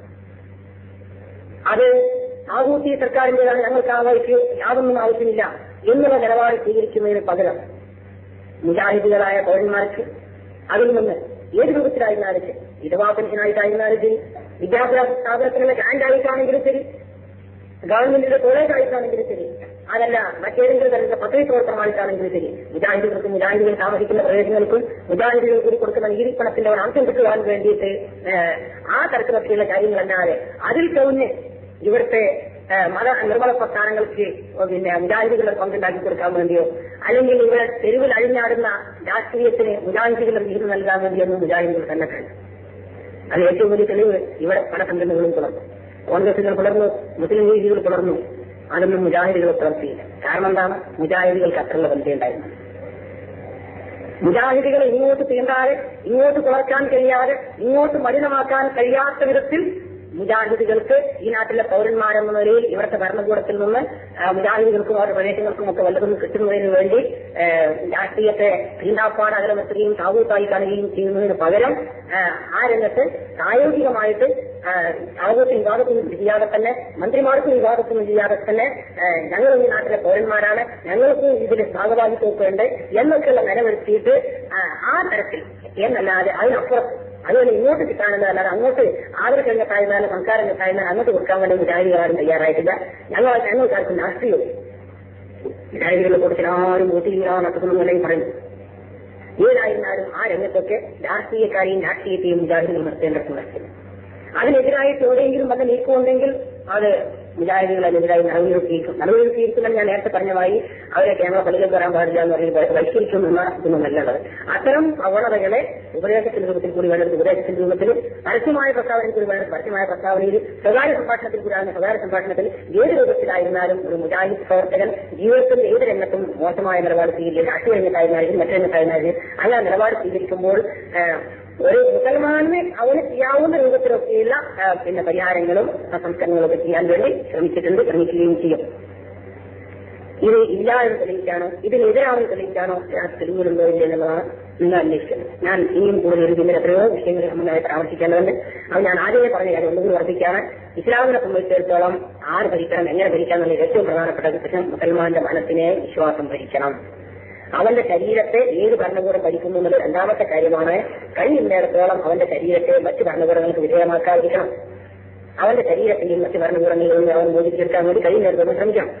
പക്ഷെ അതേ സമയത്ത് അവന്റെ ശരീരത്തെ മറ്റു ഭരണകൂടത്തിൽ നിന്ന് മോചിപ്പിക്കുക എന്നുള്ളത് എല്ലാത്തിനേക്കാളും മുമ്പ് കൽപ്പിച്ചിട്ട് കാര്യമില്ല. ഇപ്പോ ഈ ബൈറൂട്ടിലെ മുസ്ലിംകളെ അമേരിക്കൻ സാമ്രാജ്യത്തിൽ നിന്നും ഇസ്രായേലിൽ നിന്നും മോചിപ്പിക്കുക എന്നുള്ളത് വളരെ പ്രധാനപ്പെട്ട കാര്യമാണ്. നമ്മൾ വളരെ വിലപ്പെട്ടതായിട്ട് കാണുന്നു. അതേ സമയത്ത് ഇസ്രായേലിൽ നിന്നും അമേരിക്കയിൽ നിന്നും ലബനാൻകാർ മോചിപ്പിക്കപ്പെട്ടു എന്നുള്ളതുകൊണ്ട് അവരെ യഥാർത്ഥ വിശ്വാസികളാവുകയും യഥാർത്ഥ മുസ്ലിങ്ങളാവുകയും ചെയ്യോ? ഇല്ല, വളരെ മോശമാണ് അവിടുത്തെ നില. വിശ്വാസപരമായിട്ടും സാംസ്കാരികമായിട്ടും ഒക്കെ വളരെ മോശമാണ് ബൈറൂട്ടിലെ മുസ്ലിംകളുടെ നില. ആ രംഗത്തുള്ള സംസ്കരണമാണ് ഏറ്റവും പ്രധാനപ്പെട്ടത്. അതാണ് പ്രവാചകന്മാരുടെ ദൗത്യം. വിശ്വാസരംഗത്തെയും ആരാധന കർമ്മ അനുഷ്ഠാന രംഗത്തെയും സംസ്കരണം. ആ സംസ്കരണത്തിന്റെ കൂടെ മറ്റേതിനും അർഹിക്കുന്ന സ്ഥാനം നൽകണം. അതിന് ഇസ്ലാം വലിയ സ്ഥാനം കൽപ്പിക്കുന്നുണ്ട്. ഒരാൾ അവന്റെ കുത്തു സംരക്ഷിക്കാൻ വേണ്ടി ഉള്ള ശ്രമത്തിൽ കൊല്ലപ്പെട്ടവൻ ഷഹീദാണ്. അവന്റെ അഭിമാനം സംരക്ഷിക്കാൻ വേണ്ടി ശ്രമത്തിൽ കൊല്ലപ്പെട്ടവൻ ഷഹീദാണ്. അതുപോലെ അവന്റെ നാട് സംരക്ഷിക്കാൻ വേണ്ടി ശ്രമത്തിൽ കൊല്ലപ്പെട്ടവൻ ഷഹീദാണ്. അതിനൊക്കെ ഇസ്ലാം വളരെ സ്ഥാനം കൽപ്പിക്കുന്നുണ്ട്. പക്ഷേ ഇസ്ലാമിക പ്രബോധകന്മാരുടെ ഏറ്റവും വലിയ കടമ മനുഷ്യന്മാരെ വിശ്വാസരംഗത്ത് പരിരക്ഷിക്കുക, അവരെ ധാർമ്മികമായി ശുദ്ധീകരിച്ചെടുക്കുക, അവരുടെ കർമ്മങ്ങളെയും ആ വികാരങ്ങളെയും സംസ്കരിക്കുക എന്നതാണ്. അതുകൊണ്ടാണ് മുജാഹിദുകൾ ആദ്യം വിശ്വാസം എന്ന് പറയണം, പിന്നെ ആരാധന എന്ന് പറയണം, പിന്നെ സൽക്കർമ്മം എന്ന് പറയണം, പിന്നെ പറയണം രാഷ്ട്രീയവും ഭരണകാര്യങ്ങളുമൊക്കെ. ആദ്യം ഇസ്ലാം രാഷ്ട്രമാണ്, അതാണ് ഇതാണ് എന്ന് പറയുന്ന അവസാനം വിശ്വാസമാണ് ധർമ്മമാണ് എന്ന് പറഞ്ഞാൽ പോരാ. ഇതാണ് മുജാഹിദുകൾക്ക് ആവശ്യമായുള്ള വീക്ഷണം. നിങ്ങൾക്ക് നൂറമായി ഒരിക്കലും കഴിയണമെന്നില്ല. ഞാൻ വായിച്ചതിന്റെയും പഠിച്ചതിന്റെയും വീക്ഷിച്ചതിന്റെയും അടിസ്ഥാനത്തിൽ ആവശ്യമായി എനിക്ക് രൂപീകരിക്കാൻ കഴിഞ്ഞ അഭിപ്രായമാണ് നിങ്ങൾ വിളിക്കുന്നത്. നിങ്ങൾക്ക് എന്നുള്ള അഭിപ്രായം സ്വീകരിക്കാൻ സ്വാതന്ത്ര്യമുണ്ട്. എല്ലാ അഭിപ്രായം ശരിയായാലും അല്ല എന്നുണ്ടെങ്കിലും ആ കാര്യത്തിലും മറ്റെല്ലാ കാര്യങ്ങളിലും ഏറ്റവും ശരിയായ ഇസ്ലാമികമായ ആശയം എന്താണെന്ന് കണ്ടെത്തുവാനും അത് സ്വന്തം ജീവിതത്തിൽ പകർത്തുവാനും മറ്റുള്ളവർക്ക് മനസ്സിലാക്കി തരുവാനും എല്ലാം അള്ളാഹുവിനെ അനുഗ്രഹിക്കട്ടെ. ربنا آتنا في الدنيا حسنة وفي الآخرة حسنة وقنا عذاب النار وآخر دعوانا الحمد لله رب العالمين.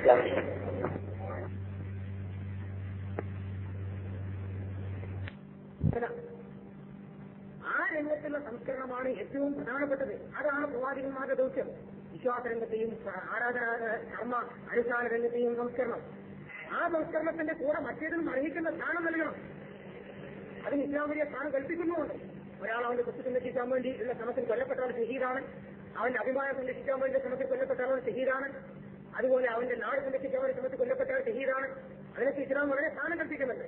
പക്ഷേ ഇസ്ലാമിക പ്രബോധകന്മാരുടെ ഏറ്റവും വലിയ കടമ മനുഷ്യന്മാരെ വിശ്വാസരംഗത്ത് പരിരക്ഷിക്കുക, അവരെ ധാർമ്മികമായി ശുദ്ധീകരിച്ചെടുക്കുക, അവരുടെ കർമ്മങ്ങളെയും ആ വികാരങ്ങളെയും സംസ്കരിക്കുക എന്നതാണ്. അതുകൊണ്ടാണ് മുജാഹിദുകൾ ആദ്യം വിശ്വാസം എന്ന് പറയണം, പിന്നെ ആരാധന എന്ന് പറയണം, പിന്നെ സൽക്കർമ്മം എന്ന് പറയണം, പിന്നെ പറയണം രാഷ്ട്രീയവും ഭരണകാര്യങ്ങളും ഒക്കെ. ആദ്യം ഇസ്ലാം രാഷ്ട്രമാണ്, അതാണ് ഇതാണ് എന്ന് പറയുന്ന അവസാനം വിശ്വാസമാണ് ധർമ്മമാണ് എന്ന് പറഞ്ഞാൽ പോരാ. ഇതാണ് മുജാഹിദുകൾക്ക് ആവശ്യമായുള്ള വീക്ഷണം. ഇതിനോട് നിങ്ങൾക്ക് നൂറമായി യോജിക്കാൻ കഴിയണമെന്നില്ല. ഞാൻ വായിച്ചതിന്റെയും പഠിച്ചതിന്റെയും വീക്ഷിച്ചതിന്റെയും അടിസ്ഥാനത്തിൽ ആവശ്യമായി എനിക്ക് രൂപീകരിക്കാൻ കഴിഞ്ഞ അഭിപ്രായമാണ് നിങ്ങൾ വിളിക്കുന്നത്. നിങ്ങൾക്ക് എന്നുള്ള അഭിപ്രായം സ്വീകരിക്കാൻ സ്വാതന്ത്ര്യമുണ്ട്. എന്റെ അഭിപ്രായം ശരിയായാലും അല്ല എന്നുണ്ടെങ്കിലും ആ കാര്യത്തിലും മറ്റെല്ലാ കാര്യങ്ങളിലും ഏറ്റവും ശരിയായ ഇസ്ലാമികമായ ആശയം എന്താണെന്ന് കണ്ടെത്തുവാനും അത് സ്വന്തം ജീവിതത്തിൽ പകർത്തുവാനും മറ്റുള്ളവർക്ക് മനസ്സിലാക്കി തരുവാനും എല്ലാം അള്ളാഹുവിനെ അനുഗ്രഹിക്കട്ടെ. ربنا آتنا في الدنيا حسنة وفي الآخرة حسنة وقنا عذاب النار وآخر دعوانا الحمد لله رب العالمين.